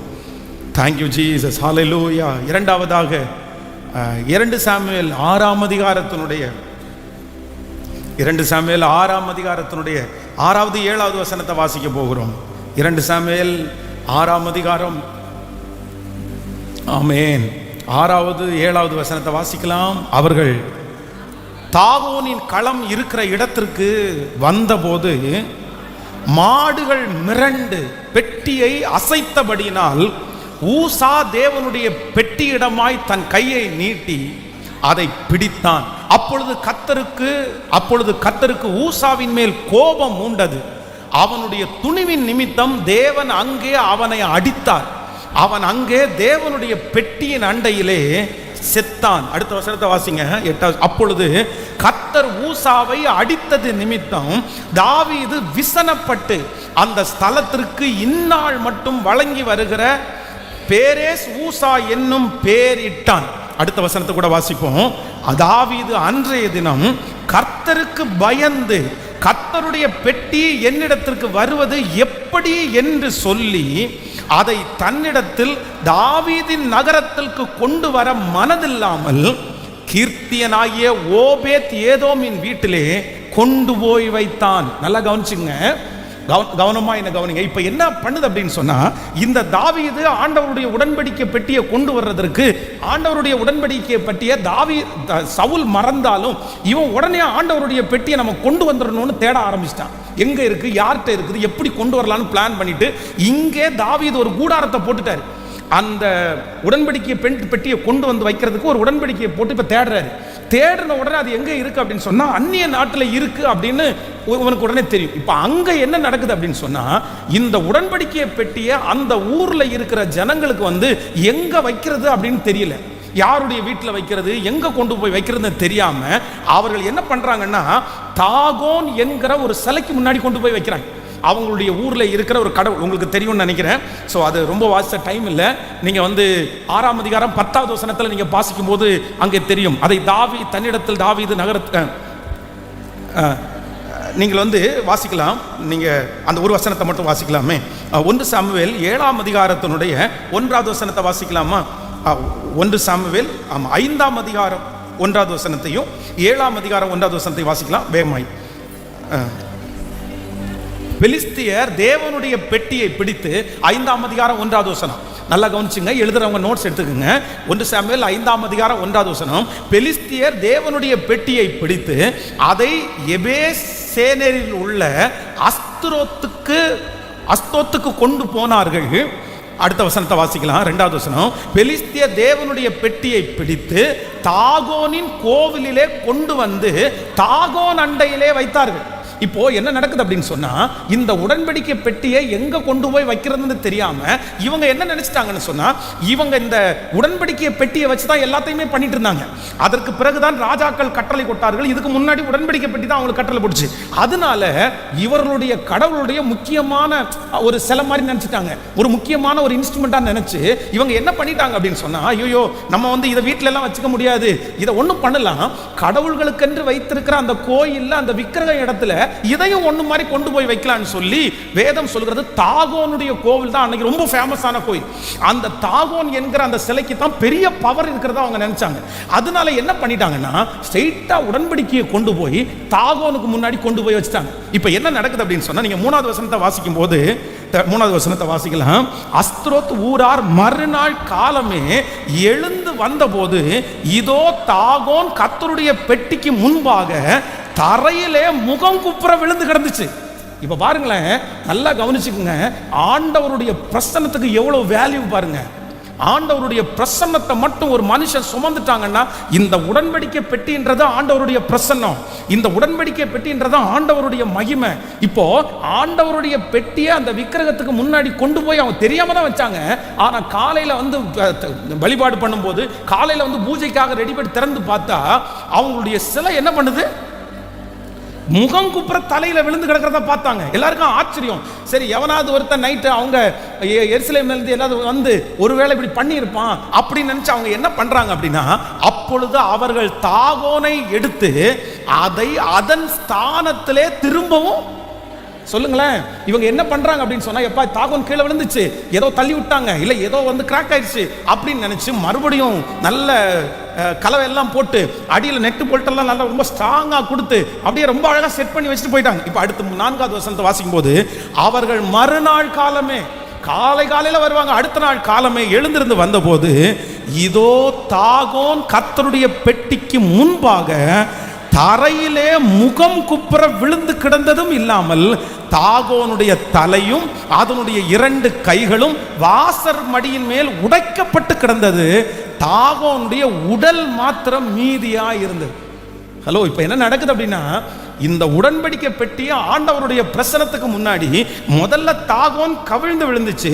சரி, அடுத்து இவங்க எடுத்து வச்சதுக்கு அப்புறம் இந்த தாகோன் வந்து கீழே விழுந்தது இல்லாம தலை தனியா கிடக்குது, கை கால் நனைஞ்சு துண்டு துண்டா கிடஞ்சிருக்குது, உடம்பு மட்டும்தான் அப்படி இருக்குது. இதை பார்த்த உடனே இவங்களுக்கு பயம் பிடிச்சிருச்சு. ஐயோ, இந்த உடன்படிக்கை பெட்டி எங்க இருக்கக்கூடாது, இங்கேயும் இருக்கிறது கூடாது, நமக்கும் நம்ம சாமிக்கும் அதுக்கும் ஆகல போல தெரியுது, நமக்கும் அதுக்கும் ஒத்து வராது போல தெரியுது அப்படின்னு நினைச்சிட்டு உடனே அடுத்து என்ன பண்றாங்க அப்படின்னு சொன்னா, நெக்ஸ்ட் 5வது வசனத்தை வாசிக்கும் போது, ஆதலால் இந்நாள் அடுத்த 6வது வசனத்தை வாசிங்க. 6வது வசனம், அஸ்திரோத் ஊராரை பாழாக்கும்படி கர்த்தருடைய கை அவர்கள் மேல் பாரமாயிருந்தது. அஸ்தோத்தின் ஜனங்களையும் அதன் எல்லைக்குள் இருக்கிறவர்களையும் மூல வியாதியினால் வாதித்தார். 7வது வசனத்தை கூட வாசிக்கலாம். இப்படி நடந்ததை அஸ்தோத்தின் ஜனங்கள் கண்டபோது இஸ்ரவேலின் தேவனுடைய கை நம்மேலும் நம்முடைய தேவனாகிய தாகோனின் மேலும் கடினமாய் இருக்கிறபடினால் அவருடைய பெட்டி நம்மிடத்தில் இருக்கலாகாது என்று சொல்லி. கவனிங்க, இந்த உடன்படிக்கை பெட்டியை தேடுற வரைக்கும் இவங்கள்ட்ட இந்த உடன்படிக்கை பெட்டி நல்லதா இருந்துச்சு. ஆனா எப்பொழுதும் ஆண்டவருடைய பிள்ளை இந்த உடன்படிக்கை பெட்டியை தேட ஆரம்பிச்சோ, கர்த்தருடைய பிரசன்னத்தை தேட ஆரம்பிச்சோ, அந்த பிரசன்னம் யாரு தேடுறாங்களோ அவர்களுக்கு நேராக டிராவல் பண்ணுது. அங்க இருக்கிறதுக்கு மனசு இல்லை. நல்லா நினைச்சுக்குங்க, ஆண்டவருடைய பிள்ளையே, ஆண்டவருடைய பிரசன்னத்தை நீங்க தேடுற வரைக்கும் அது உங்களுக்கு உதவி செய்யாது, தேடுற வரைக்கும் அது வராது.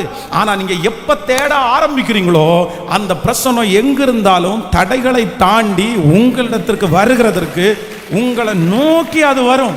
உங்கள்கிட்ட சேர வரைக்கும் அது இருக்காது. உங்கள்கிட்ட சேரணும்னு நீங்க எவ்வளவு ஆசைப்படுறீங்களோ அதை விட இப்பொழுது என்ன ஆச்சு அப்படின்னா, இந்த உடன்படிக்கை பற்றி அங்கிருந்து வெளியே கொண்டு வந்தாங்க. வெளியே கொண்டு வந்தா அஸ்தோத்துல இருக்கிற அத்தனை பேருக்கும் என்ன வியாதி அப்படின்னா, இந்த மூல வியாதின்றது பைல்ஸ்ன்னு வச்சுங்களேன், பைல்ஸ் வந்துச்சு அத்தனை பேருக்கும். உலகத்திலே ரொம்ப கொடுமையான ஒரு வியாதி என்ன வியாதி அப்படின்னா, இந்த பைல்ஸ் அப்படின்ற வியாதி ரொம்ப கொடுமையான வியாதி, மூல வியாதி. ஐயோ, எதுவுமே பண்ண முடியாதுன்னு வச்சுங்களேன், அது வந்தவங்களுக்கு தான் தெரியும் அது எவ்வளவு பெரிய கொடுமையான வியாதி. இப்போ ஒருத்தருக்குன்னா பரவாயில்ல, ஊர்ல இருக்கிற அத்தனை பேருக்கும் இந்த வியாதி வருது. இந்த வியாதியிலிருந்து ஆயிரக்கணக்கான பேர் செத்து செத்து செத்து விழுறாங்க. உடனே இவங்க எல்லாம் ஒரு முடிவு எடுத்துட்டாங்க, ஐயோ நம்ம கூட இந்த உடன்படிக்கை பெட்டி இருக்கக்கூடாது, எப்படியாவது இதை என்ன பண்ணுங்க எடுத்துட்டு போயிருங்கன்னு சொல்லி ஒரு 2 வண்டி மேல இந்த உடன்படிக்கை பெட்டியை தூக்கி வச்சு எங்க கொண்டு போலாம்னு இந்த பெட்டியை முழுக்க சுத்துறாங்க. நீங்க அடுத்த வசனத்தை, பெலிஸ்தியரின் அதிபதிகள் எல்லாம் அழைப்பித்து தங்கள் அண்டையில் கூடி வர செய்து இஸ்ரவேலின் தேவனாகிய கர்த்தருடைய பெட்டி நாம் என்ன செய்ய வேண்டும் என்று கேட்டார்கள். அவர்கள் இஸ்ரவேலுடைய தேவனுடைய பெட்டியை காத் பட்டணம் மட்டும் எடுத்து சுற்றி கொண்டு போக வேண்டும் என்றார்கள். அப்பொழுது இஸ்ரவேலின் தேவனுடைய பெட்டியை எடுத்து சுற்றி கொண்டு போனார்கள். அப்படின்னா இந்த பெட்டியை இப்போ ஒரு இடத்துல வைக்காம ஊர் முழுக்க சுத்திட்டு இருக்கிறாங்க. இப்போ 9வது வசனத்தை வாசிக்க. 9வது வசனம், அதை எடுத்து சுற்றி கொண்டு போன பின்பு கர்த்தருடைய கை அந்த பட்டணத்தின் மேல் மகா உக்கிரமாய் இறங்கிற்று. அந்த பட்டணத்து மனுஷருக்குள் சிறியவர்கள் துவக்கி பெரியவர்கள் மட்டும் மூல வியாதியை உண்டாக்கி, அதனால் அவர்கள் தேவனுடைய பெட்டியை எக்ரோனுக்கு அனுப்பினார்கள். தேவனுடைய பெட்டி எக்ரோனுக்கு வருகிற போது எக்ரோன் ஊரார் எங்களையும் எங்கள் ஜனங்களையும் கொன்று போட இஸ்ரவேலின் தேவனுடைய பெட்டியை எடுத்துக்கொண்டு எங்கள் அட்டைக்கு சுற்றி கொண்டு வந்தார்கள் என்று கூக்குரலிட்டார்கள். இப்போ இவங்க ஊர் முழுக்க சுத்தி எந்தெந்த ஊர்ல சுத்துறாங்களோ அங்கெல்லாம் வியாதி வருது.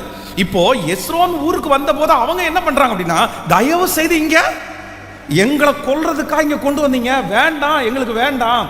ஆண்டவருடைய பிரசன்னத்தை உலகத்துல இருக்கிற நிறைய பேர் பாத்தீங்கன்னா இந்த மாதிரி ரிஜெக்ட் பண்ணுவாங்க. சிலர் பாருங்களேன், நீங்க சொல்லுவாங்க உங்களை பார்த்து, கிறிஸ்டியானிட்டிக்கு போனதுக்கு அப்புறம் தானே உனக்கு இவ்வளவு பாடு, கிறிஸ்டியானிட்டிக்கு போனதுக்கு அப்புறம் தானே இவ்வளவு வேதனை அப்படின்னு உங்கள்கிட்ட சொல்லுவாங்க. ஒன்று நீங்க நினைச்சுக்குங்க, உங்களை தேடி வந்திருக்கிற உடன்படிக்கை பெட்டியை ரிஜெக்ட் பண்ணக்கூடாது, பிரசன்னத்தை ரிஜெக்ட் பண்ணக்கூடாது. உங்க குடும்பத்துல உங்க வம்சத்துல ஆண்டவர் அந்நிய இருளிலிருந்து உங்களை கர்த்தர் வேறு பிரிச்சிருக்கிறாரு. உடன்படிக்கை பெட்டி வந்ததற்கு பிறகு சாபம் அங்க இருக்க முடியாது, அக்கிரம் அங்க இருக்க முடியாது, ஆனா நீங்க ஆரம்பத்துல வந்து இந்த ஜெபத்தை ஆரம்பிக்கும் போது ஆண்டவருக்குள்ள வரும்போது அந்த உடன்படிக்கை பெட்டி உள்ள வந்த உடனே உங்களுக்குள்ளே இருக்கிற சத்துரு வந்து போராடும். இல்ல உள்ள கொண்டு வராத, இது வேண்டாம், இது வந்தா ஆபத்து வரும், இது வந்தா நம்முடைய எல்லாத்தையும் கெட்டு போகும். ஆனா நீங்க என்ன பண்ணணும்னா இந்த உடன்படிக்கை பெட்டியை ஏற்றுக்கிட்டு அதை தூர தள்ளிட்டீங்கன்னா இந்த சாபத்திலிருந்து முற்றிலுமாக விடுதலையாக்கப்பட்டு உங்களுடைய குடும்பங்கள் காப்பாற்றப்படும். இதுதான் இதனுடைய அர்த்தம். அப்போ எல்லா ஊர்லயும் இப்ப ரிஜெக்ட் பண்ணி இந்த உடன்படிக்கை பெட்டி அடுத்து வந்து பாத்தீங்கன்னா அனாதையை போல அங்க வந்து சுத்திட்டே இருக்குது. எங்க போறது, எப்படி பண்றது, எதுவுமே அதுக்கு தெரியல. நீங்க அடுத்த வசனத்தை வாசித்து பார்ப்பீர்களே ஆனால் அப்பொழுது கீரியாத்தியாமின் மனுஷர் வந்து கர்த்தருடைய பெட்டியை எடுத்து மேட்டில் இருக்கிற அபினதாபின் வீட்டிலே கொண்டு வந்து வைத்து கர்த்தருடைய பெட்டியை காக்கும்படி அவன் குமாரனாகிய எலியேசரை பரிசுத்தப்படுத்தினார்கள். நீங்க அடுத்த வசனத்தை கூட வாசிக்கலாம். 7ஆம் அதிகாரம் 2வது வசனத்தை வாசிக்கலாம். 7வது வசனம் 2வது வசனம் 7ஆம் அதிகாரம் 2வது வசனம் 1 சாமுவேல். பெட்டி கீரியாத்தியாமிலே அநேக நாட்கள் தங்கி இருந்து 20 வருஷம் அங்கேயே இருந்து இஸ்ரவேல் குடும்பத்தார் எல்லாரும் கர்த்தரை நினைத்து புலம்பிக் கொண்டிருந்தார்கள். அடுத்ததாக அடுத்த 3வது வசனத்தை வாசிக்கலாம். அப்பொழுது சாமுவேல் உங்கள் முழு இருதயத்தோடும் கர்த்தரிடத்தில் திரும்புவீர்களானால் அந்நிய தேவர்களையும் அஸ்திரோத்தையும் உங்கள் நடுவில் இருந்து விலக்கி உங்கள் இருதயத்தை கர்த்தருக்கு நேராய் அப்பொழுது அவர் உங்களை பெலிஸ்தியருடைய கைக்கு நீங்களாக்கி விடுவிப்பார். கைகளை உயர்த்தி ஒரு ஹல்லேலூயா சொல்லலாம். 6ஆம் அதிகாரம் 1வது வசனத்தை கூட வாசிக்கலாம். 6ஆம் அதிகாரம் 1வது வசனம். இரண்டு கர்த்தருடைய பெட்டி பெலிஸ்தியரின் தேசத்தில் 7 மாதம் இருந்தது. பின்பு பெலிஸ்தியர் பூஜாரிகளையும் குறி சொல்லுகிறவர்களையும் அழைப்பித்து கர்த்தருடைய பெட்டியை பற்றி தாங்கள் என்ன செய்ய வேண்டும், அதை நாங்கள் எவ்விதமாய் அதன் ஸ்தானத்திற்கு அனுப்பிவிடலாம் என்று, இது ஒரு பெரிய சாப்டர்னு வச்சுங்களேன். ஸோ அதை விளக்கணும் அப்படின்னு சொன்னால் ஒரு பெரிய பைபிள் ஸ்டடி அந்த மாதிரி தான். இது எங்கே போச்சு, அடுத்து எங்கே கொண்டு போனாங்க, எவ்வளோ நாள் இருந்துச்சு, இது ஒரு பெரிய சாப்டர். ஆனால் இப்போ என்ன ஆச்சு அப்படின்னா, இப்போ பெலிஸ்தியருடைய பாளையத்தில் இருக்கிற இந்த உடன்படிக்கை பெட்டியை இப்போ தாவீது என்ன பண்ணுறாரு அப்படின்னா தேடுறார். அதான் ஃபர்ஸ்ட் பாயிண்ட் உங்களுக்கு சொன்னேன். அவர் தேடுறாரு. தேடின உடனே பெலிஸ்தியருடைய பாளையத்திலிருந்து அதை கொண்டு வர்றதுக்கு என்ன முயற்சி எடுக்கிறார் அப்படின்னு சொன்னா, சரி உடனே ஊசாய் அப்படின்ற ஒருத்தனையும் இன்னொருத்தரையும் 2 பேரை நியமிச்சு ஒரு நல்ல பசுமாடு வண்டியை ஒன்று ஆயத்தப்படுத்தி அந்த வண்டிக்கு மேலே இதை நீட்டா அழகா ஷிஃப்ட் பண்ணி அவங்களும் வண்டியில தான் வச்சிருக்காங்க. அதை கரெக்டாக வந்து வாங்கி வச்சு இங்கே நான் கட்டி இருக்கிற இந்த ஆசரிப்பு கூடாரத்துக்குள்ள, தாவீதின் கூடாரத்துக்குள்ள கொண்டு வாங்க அப்படின்னு சொல்லி அனுப்பிவிட்டார். இப்போ இவங்க போயிட்டாங்க. இந்த உடன்படிக்கை பெட்டியை வாங்கி வண்டி இருக்கிற அந்த வண்டியில் வச்சுட்டாங்க. இப்போ டிராவல் பண்ண ஆரம்பிக்கிறாங்க. திடீரென்று அவங்க ஓட்டிட்டு இருந்த அந்த மாடு என்ன பண்ணுச்சுன்னா மிரண்டுருச்சு. அது மிரண்ட உடனே, இது தடுமாறின உடனே இந்த உடன்படிக்கை பெட்டியை கட்டாம வச்சிருந்தாங்கல்ல, இது சாஞ்சு விழப்போகுதுன்னு தெரிஞ்ச உடனே ஐயோ இது விழுந்துருமேன்னு சொல்லி ஊசான்றவன், அதான் முன்னாடி அந்த வசனத்தை வாசிச்சோம்ல, ஊசா என்கிறவன் என்ன பண்றான் அப்படின்னா தன்னுடைய கையை நீட்டிய அந்த உடன்படிக்கை பெட்டியை என்ன பண்றான், அவன் அப்படியே பிடிக்கிறான். பிடிச்ச உடனே வேதம் சொல்லுது, ஆண்டவர் அவன் மேல கோபம் கொண்டு ஒரு பெரிய கோபம் வந்து அவனுடைய துணிகரத்தை பார்த்து அந்த இடத்துலயே ஊசா என்ன பண்ணிடுறாருன்னா, அவளை கர்த்தர் அடித்ததுனால் ஊசா அந்த இடத்துல செத்து போயிடறான். இதை யார் பார்க்குறா அப்படின்னா தாவீது பார்க்குறான். பார்த்த உடனே ஐயோ நம்ம ரொம்ப தப்பு பண்ணிட்டோம், நம்ம என்னமோ உடன்படிக்கைய பெட்டிய நமக்கு ஒரு வீடை கட்டி தாவீதின் கூடாரம்னு ஒன்று கட்டி கொண்டு வரலான்னு நினைச்சோம். ஆனால் உடன்படிக்கை பெட்டி நம்முடைய வீட்டில் இருக்கணும்னா, நம்ம கட்டின கூடாரத்துக்குள்ளே இருக்கணும்னா பரிசுத்தோன்னு ஒன்று இல்லாமல் இந்த உடன்படிக்கை பெட்டியை எங்கே கொண்டு வர முடியாது, நம்முடைய கூடாரத்துக்குள்ளே கொண்டு வர முடியாது அப்படின்ற ஃபீல் அவருக்குள்ளே வருது. நம்ம தகுதி இல்லை, நம்ம தகுதி இல்லை, நம்ம தகுதி இல்லை, நம்ம நிறைய ரத்தத்தை சிந்தி இருக்கிறோம், நம்ம நிறைய தப்பு பண்ணியிருக்கிறோம். உடன்படிக்கை பெட்டியை நம்ம சுத்தப்படுத்தாமல், நம்ம சரி செய்யாமல் அதை நம்முடைய வீட்டுக்குள்ளே கொண்டு வந்துட்டோம்னா நமக்கும் இந்த மாதிரி தான் மரணம் நடக்கும், நம்ம வேண்டான்னு சொல்லிட்டு அப்படியே கிளம்புன அந்த உடன்படிக்கை பெட்டி ஊசா செத்ததை பார்த்த உடனே அப்படியே யூட்டர்ன் போட்டு யார் வீட்டுக்கு போகுது அப்படின்னா ஓபேத் ஏதோம் அப்படின்னா அந்த மனுஷன். அப்போ தாவீது செலக்ட் பண்றாரு, செக் பண்றாரு, யாருப்பா ரொம்ப பெஸ்டா இருக்கா, யாருப்பா நல்ல நீதிமானா இருக்கா, யாருப்பா ஆண்டவரோட நடக்கிறா அப்படின்னு செக் பண்ணும்போது அங்க யார் இருக்கா அப்படின்னா ஓபேத் ஏதோம் அப்படின்ற ஒருத்தர் இருக்கிறார். உடனே சிப் பண்ணு, நேரம் அவங்க வீட்டுக்கு போயிட்டோம் அப்படின்னு சொல்லி இந்த உடன்படிக்கை பெட்டியை அந்நிய தேசத்திலிருந்து தன்னுடைய வீட்டுக்கு தான் கட்டி வைத்திருந்த தாவீதின் கூடாரத்துக்கு கொண்டு வராம எங்க கொண்டு போறாரு அப்படின்னா ஓபேத் ஏதோமனுடைய வீட்டுக்கு கொண்டு போறாரு. ஓபேத் ஏதோமனுடைய வீட்டில் போய் 3 மாசம் அந்த பெட்டி இருக்குது. வேதம் சொல்லுது அந்த பெட்டி என்னைக்கு வந்துச்சோ அன்னையிலிருந்து ஓபேத் ஏதோமனுடைய வீடு என்ன ஆகுதுன்னா கர்த்தர் அவனை ஆசீர்வதிக்கிறாரு. எல்லாமே பெருகுது, எல்லாமே ஆசீர்வதிக்கப்படுது. அவன் வீட்டில் சந்தோஷம் வந்து உடன்படிக்கை பெட்டி தேவனுடைய பிரசன்னம் வந்த உடனே அந்த வீடு வித்தியாசமான வீடா மாறுது. உடனே தாவீதுக்கு என்ன வந்துச்சு அப்படின்னு சொன்னா, எப்பொழுதுமே ஒரு உண்மையான ஆவிக்குரியவன் கர்த்தருடைய விஷயத்துல எனக்கு மட்டும்தான் சொந்தம்னு நினைப்பான், எனக்கு மட்டும்தான் ஃபர்ஸ்ட்னு நினைப்பான். வேற யாருக்குமே எதை வேணாலும் விட்டு தருவான், ஆனா எதை மட்டும் விட்டு தர மாட்டான், கர்த்தரையும் கர்த்தருக்குரியதையும் மட்டும் விட்டு கொடுக்கிற எண்ணம். இந்த தாவீது உடனே என்ன நினைக்கிறானா, என்னடா ஓபேத் ஏதோமனுடைய வீட்டில் 3 மாசம் இருந்துச்சு, கர்த்தருடைய பிரசன்னம் இருந்த உடனே இவ்வளோ இதாயிட்டான். என் வீட்டுக்கு தான் நீங்க வரணும், இவனுக்கு எவ்வளோ கொடுத்திருக்கிறார் ஆண்டவர். ஓபேத் ஏதோமை விட இவன் ஒரு பெரிய ராஜா, அவனுக்கு அதுலலாம் திருப்தி இல்லை. ஆண்டவருடைய பெட்டி என் வீட்டில் இருக்கணும், நான் பிளஸ் பண்ணணும். உடனே பரிசுத்தத்திற்காக முயற்சி எடுக்க ஆரம்பிச்சான், ஜெபம் பண்ண ஆரம்பிச்சான், ஒப்பு கொடுக்க ஆரம்பிச்சான். இப்போ 300 பேரை ரெடி பண்ணிட்டான், 300 பேரை. எதுக்கு தெரியுமா, அந்த உடன்படிக்கை பெட்டியை கொண்டு வருவதற்கு கிட்டத்தட்ட 300 பேரை ரெடி பண்ணி எல்லாம் ஆராதனை பண்றதுக்காக, கர்த்தரை மகிமைப்படுத்துறதுக்காக. நீங்க 2 சாமுவேல் 6ஆம் அதிகாரம் 13வது வசனம், கர்த்தருடைய பெட்டியை சுமந்து போகிறவர்கள் அறுத்தபடி நடந்தபோது மாடுகளையும் கொழுத்த ஆடுகளையும் பலியிட்டார்கள். அதில் ரொம்ப அழகான ஒரு வசனம் இருக்கும், நீங்க வாசிக்க முடியும். ஆமென். 2 சாமுவேல் 6ஆம் அதிகாரம் 6வது வசனத்தை வாசிக்கலாமா? 6வது 7வது வசனத்தை வாசிக்கலாம். 2 சாமுவேல் 6ஆம் அதிகாரம் 6வது 7வது வசனம். அவர்கள் தாகோனின் களம் இருக்கிற இடத்திற்கு வந்தபோது மாடுகள் மிரண்டு பெட்டி அசைந்தபடியினால் ஊசா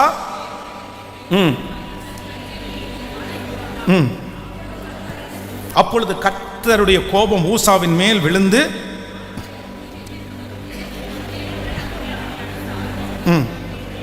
ஆமா. நீங்க 1 சாமுவேல் 15ஆம் அதிகாரம் 12-13 வாசிச்சிட்டீங்க அப்படின்னு சொன்னா அதுல தெரியும் ஓபேத் ஏதோமனுடைய வீட்டில் வந்த சம்பவம் அதுல இருக்குது.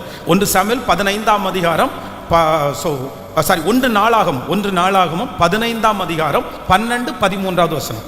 1 நாளாகமம் 15ஆம் அதிகாரத்தினுடைய 12-13. அவர்களை நோக்கி, லேவியர் தங்கள் பிதாக்களுடைய சன்னதியின் தலைவர்கள், நீங்கள் இஸ்ரவேலின் தேவனாகிய கர்த்தரின் பெட்டியை அதற்கு நான் ஆயத்தம் பண்ணின ஸ்தலத்திற்கு கொண்டு வரும்படி உங்களையும் உங்கள் சகோதரரையும் பரிசுத்தம் பண்ணி கொள்ளுங்கள்.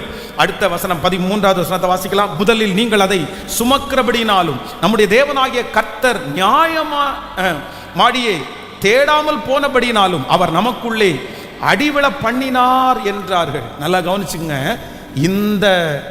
இந்த இடத்துல இந்த உடன்படிக்கை பெட்டி ஏன் விழுந்துச்சு, எதுக்காக ஆண்டவர் ஊசாயா அடித்தார் அப்படின்னா, பொதுவாக உடன்படிக்கை பெட்டியை சுமக்கத்தான் வேணும். அதுவும் யார் சுமக்கணும்னா மனிதர்கள் தான் சுமக்கணும். அதை ஆடு மாடுகள் சுமக்கக்கூடாது, வண்டி சுமக்கக்கூடாது. ஆனால் இந்த இடத்துல ஓபேத் ஏதோம் வீட்டுக்கு வர்றதுக்கு முன்னாடி இவங்க வண்டியில் வச்சு கொண்டு வருவாங்கல்ல, அதுதான் ஆண்டவருடைய கற்பனைக்கு மீறி அதை கொண்டு வந்தாங்க. அதை மனிதர்கள் தான் சுமக்கணும், ஆடு மாடுகள் சுமக்க முடியாது. அதனால தான் இந்த இடத்துல தாவீது அதை அறிஞ்சு கொண்டு செக் பண்ணி என்ன பண்றாரு அப்படின்னு சொன்னா, இல்லை ரெடியாங்க, ஏன் விழுந்துச்சு, ஏன் அந்த மாதிரி அடி விழுந்துச்சு, எதுக்கு கர்த்தர் கோவிச்சிட்டாரு. சரி, மனுஷங்க சுமக்க வேண்டியதை மாடுகள் சுமக்கிற மாதிரி வச்சுட்டாங்க, வேண்டாம், நம்ம மனுஷங்க சுமக்கணும்னு சொல்லி 300 பேரை ரெடி பண்ணி இப்போ ஓபேத் ஏதோமனுடைய வீட்டிலிருந்து உடன்படிக்கை பெட்டி எங்கே வருது அப்படின்னு சொன்னா, அழகாக டிராவல் பண்ணி இப்போ யாருடைய வீட்டுக்கு வருது. ஆனால் தாவீதுக்கு மட்டும் உள்ளுக்குள்ள ஒரு பயம் இருக்குது. நான் யாரு தகுதியே இல்லாதவன், நான் தகுதியே இல்லாதவன், எனக்கா என் வீட்டுக்கா இது நன்மையா இருக்குமா, ஆசீர்வாதமா இருக்குமா? ஆனால் வேதம் சொல்லுகிறது, கர்த்தர் தாவீதனுடைய கூடாரத்தில் வாசம் பண்ணுகிறதை ஆண்டவர் விரும்பினார். நம்பர் 1, முதலாவதாக உங்களுக்கு கொடுக்கப்பட்டிருக்கிற ஆசரிப்பு கூடாரம், உங்களுக்கு கொடுத்திருக்கிற தேவனுடைய பிரசன்னம், நான் நம்புறேன் முதலாவதாக உங்களுக்கு எப்படி கிடைச்சிச்சு அப்படின்னு சொன்னா, யாருமே தேடாத போதிலும் நீங்க தேடிதான் அந்த பிரச்சனை உங்களை தேடி வந்துருச்சு. ஆமேன்னு சொல்லுவோம். அது இன்னைக்கு இடிந்து போய் கிடக்குமானால் ஆண்டவர் அந்த தாவீதின் கூடாரத்தை திரும்ப கட்டுவேன் என்று கர்த்தர் வாக்கு கொடுக்கிறார். நம்பர் 2, இரண்டாவதாக இந்த தாவீதின் கூடாரம் எப்படி உருவாச்சு தெரியுமா? இந்த தாவீதின் கூடாரம் எப்படி கிடைச்சிச்சு தெரியுமா? தகுதியே இல்லாத ஒருவனுக்கு தேடி வந்ததுதான் இந்த தாவீதின் கூடாரம், உடன்படிக்கை பெட்டி. ஆண்டவருடைய பிள்ளைகளே, நம்முடைய சொந்தத்தில் நம்மை சுற்றி இருக்கிறவங்களை எத்தனையோ நீதிமான்கள் இருந்தார்கள், எத்தனையோ நல்லவர்கள் இருந்தார்கள். ஆனால் கர்த்தர் அவர்களெல்லாம் தேடி போகாம யாரை தேடி வந்தாருன்னா, உங்களையும் என்னையும் கர்த்தர் கிருபையாய் தேடி வந்தார். எத்தனை பேர் உண்மைன்னு நினைக்கிறீங்க? அந்த பிரசனம் எத்தனையோ பேரை தொட்டிருக்கலாம், ஆனால் உங்களையும் என்னையும் அந்த பிரசனம் தொட்டுருச்சு. அந்த மகிமை உங்களையும் என்னையும் தொற்றுச்சு. நாம் தகுதி உள்ளவர்கள் அல்ல, நாம் தகுதி அற்றவர்கள். ஆனாலும் அவருடைய பிரசன்னத்தை நமக்கு வெளிப்படுத்தினார், அவருடைய மகிமையை நமக்கு வெளிப்படுத்தினார். தகுதியே இல்லாத ஒரு மனுஷனுக்கு கிடைச்ச இந்த பிரசன்னம் திடீரென்று ஒரு நாள் அங்கிருந்து எடுக்கப்பட்ட உடனே அந்த தாவீதின் கூடாரம் என்னவாய் போச்சுன்னா பாழாய் போயிருச்சு. இப்பதான் கர்த்தருடைய வார்த்தை தேடி வருது, நான் விழுந்து போன தாவீதின் கூடாரத்தை திரும்ப திரும்ப எடுப்பித்து கட்டுவேன். பிரதர், இந்த பிரசன்ஸ் வந்ததுக்கு பிறகுதான் பிரதர் உங்களுக்கு வீடு வந்துருச்சு. இந்த பிரசன்னம் வந்ததுக்கு பிறகுதான் பிரதர் உங்களுக்கு கார் வந்துருச்சு. இந்த பிரசன்னம் வந்ததுக்கு பிறகுதான் பிரதர் நீங்க உண்மையா திருப்தியா நிம்மதியா வாழ்ந்தீங்க. இந்த பிரசன்னம் வந்ததுக்கு பிற்பாடு தான் தற்கொலை எண்ணம் உங்களை விட்டு போயிருச்சு. தகுதியே இல்லாத உங்களுக்கு ஆண்டவருடைய பிரசன்னத்தை காமிச்சு, அன்பை காமிச்சு, இந்த உலகத்தில் இருக்கிற எத்தனை பேரை விட ஆண்டவர் உங்களை வேறு பிரித்து தனியாக கொண்டு வந்து உங்களை அன்பு வச்சு இதுவரையும் உயர்த்தினார் அல்லவா? இதுவரையிலும் உயர்த்தினார் அல்லவா? இப்பொழுது ஆண்டவருடைய பிரசன்னம் எனக்கு வேண்டாம், ஆண்டவருடைய உடன்படிக்கை பெட்டி எனக்கு வேண்டாம் அப்படின்னு நம்ம நினைச்சிட முடியாது. இன்னைக்கு ஒண்ணு நீங்க ஜெபம் பண்ணுங்க, ஆண்டவரே நீர் எனக்குள்ளே வருவதற்கு எனக்கு என்ன தகுதி ஆண்டவரே இருக்குது? அவர் உன்னதமானவர், அவர் மகா உன்னதமானவர். அவருடைய பிரசன்னம் நிறைய பேருக்கு கொடுக்கப்படவே இல்லை, அவருடைய பிரசனத்தை நிறைய பேர் அனுபவிக்கவே இல்லை. உலகத்தில் இருக்கிறவங்க மதுனால உண்டான போதையை அனுபவிச்சிருக்கலாம், ஆனா ஆவியானவரால உண்டான பிரசனத்தை அனுபவிச்சிருக்கலான்னு கேட்டா அந்த அனுபவம் உங்களுக்கு தெரியாது. மதுவினால் உண்டான போதனை, மது தெளிஞ்சதுக்கு உடனே அடுத்த நிமிஷம் அவனுக்கு துக்கம் தாங்க வரும், அடுத்த நிமிஷம் அவனுக்கு கவலை தாங்க வரும். ஆனா ஆவியில நிறைஞ்ச ஒரு தேவனுடைய பிள்ளை இடத்துல கேட்டு பாருங்க, அந்த பிரசனம் வந்து தொட்டதுக்கு பிற்பாடு நம்முடைய வாழ்க்கையில ஒரு துக்கம் வராது, இருக்கிற துக்கம் நம்மளை விட்டு கடந்து போகும். ஹல்லேலூயா. யாரோ ஒருத்தரிடத்துல ஆண்டவர் தெளிவா பேசுறாரு, இந்த மாதம் முடிகிறதுக்குள்ள அந்த பிரசனத்தை மறுபடியும் நீங்க சுமக்கணும், அந்த பிரசனத்தை மறுபடியும் சுமக்கணும். தாவீதனுடைய கூடாரம் இப்பொழுது பழுதடைந்தது. தாவீதனுடைய கூடாரத்தை இப்ப யாருமே எடுக்கல, ஏன்னா அது அதோட பெரிய இடத்துக்கு போயிருச்சு, அதோட அழகான இடத்துக்கு போயிருச்சு. இவனுடைய கூடாரம் அப்படி இடிஞ்சு கிடக்குது. அதனாலதான் அப்போஸ்தலர் நடபடியில கர்த்தர் சொல்றாரு, இல்ல அந்த விழுந்து போன தாவீதின் கூடாரத்தை கட்டுவதற்கு தான் ஆண்டவராகிய இயேசு கிறிஸ்து 2000 ஆண்டுகளுக்கு முன்பாகவே இந்த உலகத்திலே மனிதனாய் அவர் அவதரித்தார். அந்த தேவன் இன்றைக்கு வாக்கு கொடுக்கிறார், உங்களையும் மறுபடியும் கட்டுவதற்கு. ஹல்லேலூயா. கைகளை உயர்த்தி, தகுதியே இல்லாம இருக்கும்போது என்ன நீங்க சந்திச்சீங்க ஆண்டவரே, என்ன தேடி வந்தீங்க ஆண்டவரே. யாருமே இல்லாத போது எனக்கு அந்த பிரசனத்தை கொடுத்தீங்க ஆண்டவரே. ஆனா இன்னைக்கு எல்லாருமே என்ன சுத்தி இருக்கிறாங்க, என்ன சுத்தி எல்லாமே இருக்குது ஆண்டவரே, என்ன சுத்தி எல்லாமே இருக்குது. நீங்க வந்ததுக்கு அப்புறம் தான் இது வந்துச்சு, நீங்க வந்ததுக்கு அப்புறம் தான் இந்த உயர்வு வந்துச்சு, நீங்க வந்ததுக்கு அப்புறம் தான் இந்த மதிப்பு வந்துருச்சு, நீங்க வந்ததுக்கு அப்புறம் தான் இந்த பணம் வந்துச்சு, நீங்க வந்ததுக்கு அப்புறம் தான் இந்த சொத்து, நீங்க வந்ததுக்கு அப்புறம் தான் இந்த காரு, நீங்க வந்ததுக்கு அப்புறம் தான் இந்த சொந்தக்காரங்க, நீங்க வந்ததுக்கு அப்புறம் தான் இந்த புகழ்ச்சி, நீங்க வந்ததுக்கு அப்புறம் தான் இந்த பெருமை. ஆனா ஒண்ணு மட்டும் கேட்கிற ஆண்டவரே, எல்லாத்தையும் கொடுத்துட்டு நீங்க மட்டும் தூரத்துல ஒதுங்கி நிற்கிறத நான் விரும்பல. எனக்கு எதுவுமே இல்லைன்னா கூட நீங்க என் கூட இருக்கணும், உங்க பிரசன்னத்தை நான் அனுபவிக்கணும், உங்க பிரசன்னம் எனக்கு வேணும்.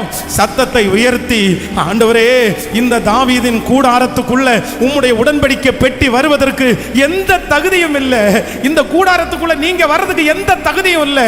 ஆனா இன்னைக்கு உங்களை விட்டுட்டு நான் தூரமா இருக்கிறதுக்கு விரும்பல. நீங்க இல்லாத கார் வேண்டாம் ஆண்டவரே, நீங்க இல்லாத ஊழியம் வேண்டாம் ஆண்டவரே, நீங்க இல்லாத குடும்பம் வேண்டாம் ஆண்டவரே, நீங்க இல்லாத பணம் எனக்கு வேண்டாம் ஆண்டவரே, நீங்க இல்லாத வேலை எனக்கு வேண்டாம் ஆண்டவரே. சத்தத்தை உயர்த்தி முழு பலத்தோடு கேளுங்க, பாட்ட சொல்லுங்க, நீங்க தான் எனக்கு வேணும் ஆண்டவரே. முழு பலத்தோடு.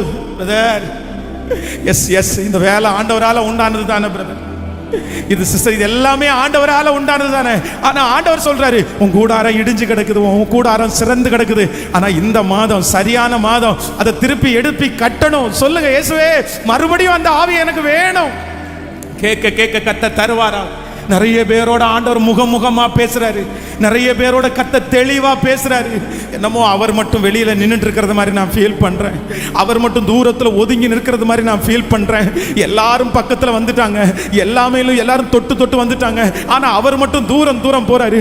ஆனா உங்களுடைய கண் அவரை மட்டும் பார்க்கட்டும். இயேசுவே நீர் மட்டும் எனக்கு வேணும், நீங்க என்ன விட்டு போகாதீங்க, நீங்க பக்கத்துல இருங்க. சத்தத்தை உயர்த்தி ஹல்லேலூயா முழு பலத்தோட நீங்க கூப்பிடுற சத்தம் வானம் அசைக்கிற அளவிற்கு மறுபடியும் அந்த பிரசன்னத்தை கர்த்தர் கொடுக்க போறார்.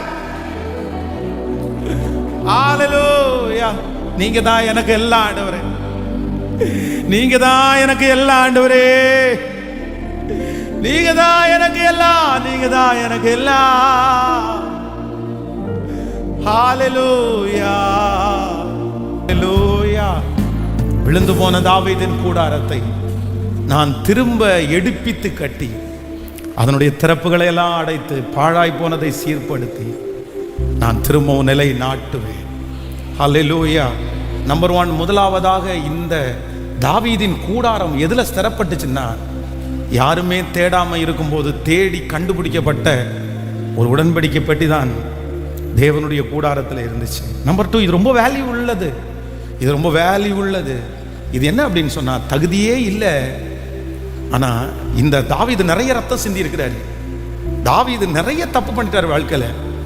ஆனா ஒரு 300 பேரை நிப்பாட்டி, இல்லப்பா திரும்ப எல்லாரும் அந்த தப்புகள் எல்லாம் சரி பண்ணிட்டு அவர் அந்த உடன்படிக்கை தூக்கிட்டு வரும்போது அது யாருடைய வீட்டுக்கு வந்துச்சு அப்படின்னா, தாவீதனுடைய கூடாரத்துக்குள்ளே கடந்து வந்தது. ஆமென். ஸோ நம்ம நிறைய பேரிடத்துல ஆண்டவர் விருப்பப்படுறாரு. என்ன விருப்பப்படுறாரு அப்படின்னு சொன்னா, எப்பவுமே நீ ஒன்று நினைச்சுக்கோங்க, ஆண்டவருடைய பிரசன்னத்தை வெளியே தள்ளிட்டு வருகிற எந்த உறவும் நமக்கு தேவையற்றது. ஆண்டவருடைய பிரசன்னத்தை உதறி தள்ளிட்டு வருகிற பணம் நமக்கு தேவையற்றது. ஆண்டவருடைய பிரசன்னத்தை உதறி தள்ளிட்டு வருகிற எந்த மனுஷனாக இருந்தாலும் அது நமக்கு வேண்டியதே இல்லை. நமக்கு எது தான் வேணும் அப்படின்னா, அவருடைய பிரசன்னம். நீங்கள் இல்லாத எதுவும் எனக்கு வேண்டவே வேண்டாம். ஒரு 3 விசை கையை உயர்த்தி சொல்லுங்களேன், மனதார ஏசப்பாட்ட, நன்றி ஆண்டவரே, நன்றி ஆண்டவரே, நன்றி ஆண்டவரே, நன்றி ஆண்டவரே. ஹல்லேலூயா. நம்பர் 3, மூன்றாவதாக 1 நாளாகமும் ஒரு வசனத்தை வாசி நான் முடிச்சு திருவிருந்துக்கு நேராய் கடந்து போக ஆசைப்படுகிறேன். 1 நாளாகமும் 15ஆம் அதிகாரத்தினுடைய 16வது வசனம். 1 நாளாகமும் 15ஆம் அதிகாரத்தினுடைய அப்பொழுது லேவியரின் பிரபுக்களை நோக்கி, நீங்கள் உங்கள் சகோதரராகிய பாடகரை தம்புரு, சுரமண்டலம், கைத்தாளம் முதலிய கீத வார்த்தியங்கள் முழங்க தங்கள் சத்தத்தை உயர்த்தி சந்தோஷம் உண்டாகும்படி நிறுத்த வேண்டும் என்று சொன்னான். அடுத்த வசனத்தை வாசிக்கலாம். அப்படியே லேவியர் யோவாசின் குமாரனாகிய ஏமானையும் அவன் சகோதரரின் பெராக்கியாவின் குமாரனாகிய ஆசாப்பையும் மெராரியின் புத்திரனாகிய தங்கள் சகோதரரின் குஷியாவின் குமாரனாகிய ஏத்தானையும் இவர்களோடு கூட 2வது வரிசையாக தங்கள் சகோதரராகிய சகரியா, பேன், யாசிகேல், செமரிமேத், எகியேல், உன்னி, எலியா, பெனாயா, மனேசையா, மத்தியா, எப்லேக்கு, மிக்னோயா, ஓபேத்தேதோம், ஏயேல் என்னும் வாசல் காவலர்களையும் நிறுத்தினார்கள். 19 பாடகராகிய ஏமானும் ஆசாப்பும் ஏத்தானும் பச்சலோக கைத்தாள தொனிக்க பாடினார்கள். அடுத்து 20வது வசனத்தை கூட வாசிக்கலாம். சகரியா, ஆசிகேல் பாடி இசையில் பாடி தம்புருவை வாசித்தார்கள். 21வது வசனம். அடுத்த டீம் சுரமண்டலங்களை நேர்த்தியாய் வாசித்தார்கள். அடுத்தது லேவியருக்குள்ளே சங்கீத தலைவனாய் இருந்தான், அவன் நிபுணனாய் இருந்தபடினால் கீர வாத்தியங்களை படிப்பித்தான். ஹல்லேலூயா. கைகளை அசைத்து ஒரு ஹல்லேலூயா. என்ன பண்றார் அப்படின்னு சொன்னா, தாவீது இந்த உடன்படிக்கையை பெட்டிய தாவீதனுடைய கூடாரத்துக்கு கொண்டு வர்றதற்கு அடுத்து ஒரு தீர்மானம் எடுக்கிறார். லைஃப்ல த ஃபர்ஸ்ட் டைம், பைபிள்ல த ஃபர்ஸ்ட் டைம், இந்த உலகத்திலேயே ஃபர்ஸ்ட் டைம் கொயர் அப்படின்ற ஒன்று, பாடக குழு அப்படின்ற ஒன்றை எங்க தான் உருவாக்குறாங்க அப்படின்னா, த ஃபர்ஸ்ட் டைம் தாவீது உருவாக்குறாரு. வரிசையா நிக்க வைக்கிறாரு, இன்ஸ்ட்ருமெண்ட் தனித்தனியா நிக்க வைக்கிறாரு. அத்தனை இன்ஸ்ட்ருமெண்ட், அத்தனை வர்ஷிப் லீடர்ஸ் எல்லாத்தையும் நிக்க வச்சு பாடி ஆராதிச்சு மகிமைப்படுத்தி. இங்க வெற்றி சிறந்தவர் யார் அப்படின்னா, இங்க முக்கியத்துவம் யாருக்கு அப்படின்னா, கர்த்தர் ஒருத்தருக்கு மட்டும்தான் முக்கியத்துவம். ஆண்டவரை ஆராதிச்சு துதியோடும் வல்லமையோடும் புகழ்ச்சியோடும் இப்போ அந்த உடன்படிக்கை பெட்டியை முன்னாடி சுமந்துட்டு அப்படியே அழகா ஒரு 300 பேர் பின்னாடி பாடிட்டு ஆராதிச்சுட்டு எங்க கொண்டு வந்தாங்கன்னா, தாவீதினுடைய கூடாரத்துக்குள்ளே அந்த உடன்படிக்கையை கொண்டு வந்து வைத்தார்கள். ஹல்லேலூயா. நம்பர் 3, மூன்றாவது, இந்த தாவீதின் கூடாரம் எதுல ஸ்தாபிக்கப்பட்டுச்சுன்னா, ஒரே ஒருத்தருடைய மேன்மையில மட்டும்தான் ஸ்தாபிக்கப்பட்டுச்சு. அங்க உயர்ந்தவர் அவர் ஒருத்தர் மட்டும்தான், அங்க சிறந்தவர் அவர் ஒருத்தர் மட்டும்தான், அங்க பெரியவர் அவர் ஒருத்தர் மட்டும்தான். எல்லாருடைய கண்ணுக்கும் பார்க்கக்கும் இத்தனை நாள் தாவீதை பெருசா பார்த்தாங்க, இத்தனை நாள் சவுலை பெருசா பார்த்தாங்க. ஆனா இன்னைக்கு எல்லாருடைய கண்ணும் யாரை பார்க்குதுன்னா, உடன்படிக்கை பெட்டியை மட்டும்தான் பெருசா பார்க்குது, தேவனுடைய பிரசன்னத்தை மட்டும்தான் பெருசா பார்க்குது. இதுவரைக்கும் எந்த நிகழ்ச்சி இப்படி நடந்தது இல்லையே, இந்த எப்பயும் எப்படி வச்சதே இல்லையே. ஆமாப்பா, வெற்றி சிறந்தவர் கர்த்தர். ஆண்டவருடைய பிள்ளைகளே, உங்க நிறைய பேருடைய கூடாரம் எப்படி கட்டப்பட்டுச்சு அப்படின்னு சொன்னா, நீங்க யாரை மட்டும்தான் பெருசா சொன்னீங்கன்னா, கர்த்தரை மட்டும்தானே, கர்த்தரை மட்டும்தானே, கர்த்தரை மட்டும்தானே. ஆனா இன்னைக்கு ஆனா நான் சொல்றேன், மறுபடியும் கர்த்தர் கட்ட போறாரு. மறுபடியும் நீங்க என்ன சொல்ல போறீங்கன்னா, நான் யாரையும் நீ உயர்த்த மாட்டேன், நான் யாரையும் நீ நம்ப போறதில்லை, நான் யாரையும் நீ மேன்மைப்படுத்த மாட்டேன், எனக்கு யார் மட்டும்தான் பெருசு அப்படின்னா, கர்த்தர் பெரியவர், கர்த்தர் பெரியவர். அப்படியே எழும்பி நிற்கலாமா? விழுந்து போன தாவீதின் கூடாரத்தை திரும்ப எடுப்பித்து கட்ட போகிற கர்த்தர், அதனுடைய திறப்புகள் எல்லாம் அடைக்க போகிற தேவனுடைய மகிமை அப்படியே கடந்து வருது, அப்படியே பிரசன்னம் கடந்து வருது. ஹல்லேலூயா, ஹல்லேலூயா. கைகளை எல்லாரும் உயர்த்தி, நீர் எனக்கு வேணும் வேகமாய், உங்க பிரசன்னம் எனக்கு வேணும் ஆண்டவரே, உங்க மகிமை எனக்கு வேணும் ஆண்டவரே. சீக்கிரமா ஒரு 2 நிமிஷம் ஒப்பு கொடுங்க பார்க்கலாம். சமயம் ரொம்ப குறைவா இருக்கிறதுனால உடனே திருவிருந்துக்கு போறதுக்கு நான் முயற்சி எடுக்கிறேன். நீங்க சத்தம் போட்டு ஏசப்பாட்ட இந்த அபிஷேகம் உங்களுக்குள்ள அனலா இருக்கட்டும். அடுத்த ஆராதனையில கொஞ்சம் விரிவாக பேசுவதற்கு ஆண்டவர் உதவி செய்வார். அடுத்த ஆராதனையில் இன்னும் கொஞ்சம் ஜெபிக்கிறதுக்கு உங்களுக்கு நேரம் கொடுக்கறதுக்கு கர்த்தர் கிருபை செய்வார். அதனால ஆன்லைன்ல கேட்க முடிந்தவர்கள் அப்படியே நீங்க ஃப்ரீயா இருந்தா ஆன்லைன்ல கூட அதை அட்டென்ட் பண்ணி இன்னொரு டைம் கூட இந்த செய்தியை கேளுங்க. ஆண்டவரே, மறுபடியும் உங்க பிரசன்னத்தை நான் சுமக்கணும், இந்த மாசத்துல மறுபடியும் எனக்கு நான் சுமக்கணும், வேற ஒன்றும் எனக்கு வேண்டாம், வேற ஒன்றும் எனக்கு வேண்டாம், நீர் எனக்கு போதும் ஆண்டவரே. சொல்லிட்டே இருங்க, நீங்க எனக்கு போதும், நீங்க எனக்கு போதும், நீங்க எனக்கு போதும். முழு பலத்தோட ஒவ்வொருத்தரும் சொல்லிட்டே இருங்க, இயேசுப்பா நீங்க எனக்கு போதுமானவர், நீங்க எனக்கு போதுமானவர், போதுமானவர். தகப்பனே, உடைய பிள்ளைகள் ஒவ்வொருவரையும் மனதார நான் ஆசீர்வதிக்கிறேன். இந்த வார்த்தை அவருடைய இருதயத்தில் திரும்ப திரும்ப பேசிக்கொண்டே இருக்கட்டும். இந்த 100 நாட்கள் ஜெபம் முடிகிறதுக்குள்ள விழுந்து போன தாவீதின் கூடாரங்கள் மறுபடியும் கட்டப்படுவதை எங்கள் கண்கள் காண போகிறதற்காய் திருச்சபையில இருக்கிற மக்கள், ஆன்லைன்ல இந்த சத்தத்தை கேட்கிற ஒவ்வொரு மக்களுக்கும் அது அப்படியே நடப்பதாகப்பா, நடப்பதாகப்பா. பிள்ளைகளை மனதார ஆசீர்வதிக்கிறேன். அவருடைய தசமபாக காணிக்கைகளை ஆசீர்வதிக்கிறேன். ஆலயத்தினுடைய உழைக்கிற உழைப்பிற்காக அவர்களை ஆசீர்வதிக்கிறேன். பல மடங்கு ஆண்டவர் பெருக பண்ணுவீராக, இயேசுவின் மூலம் பிதாவே, ஆமென். ஹல்லேலூயா.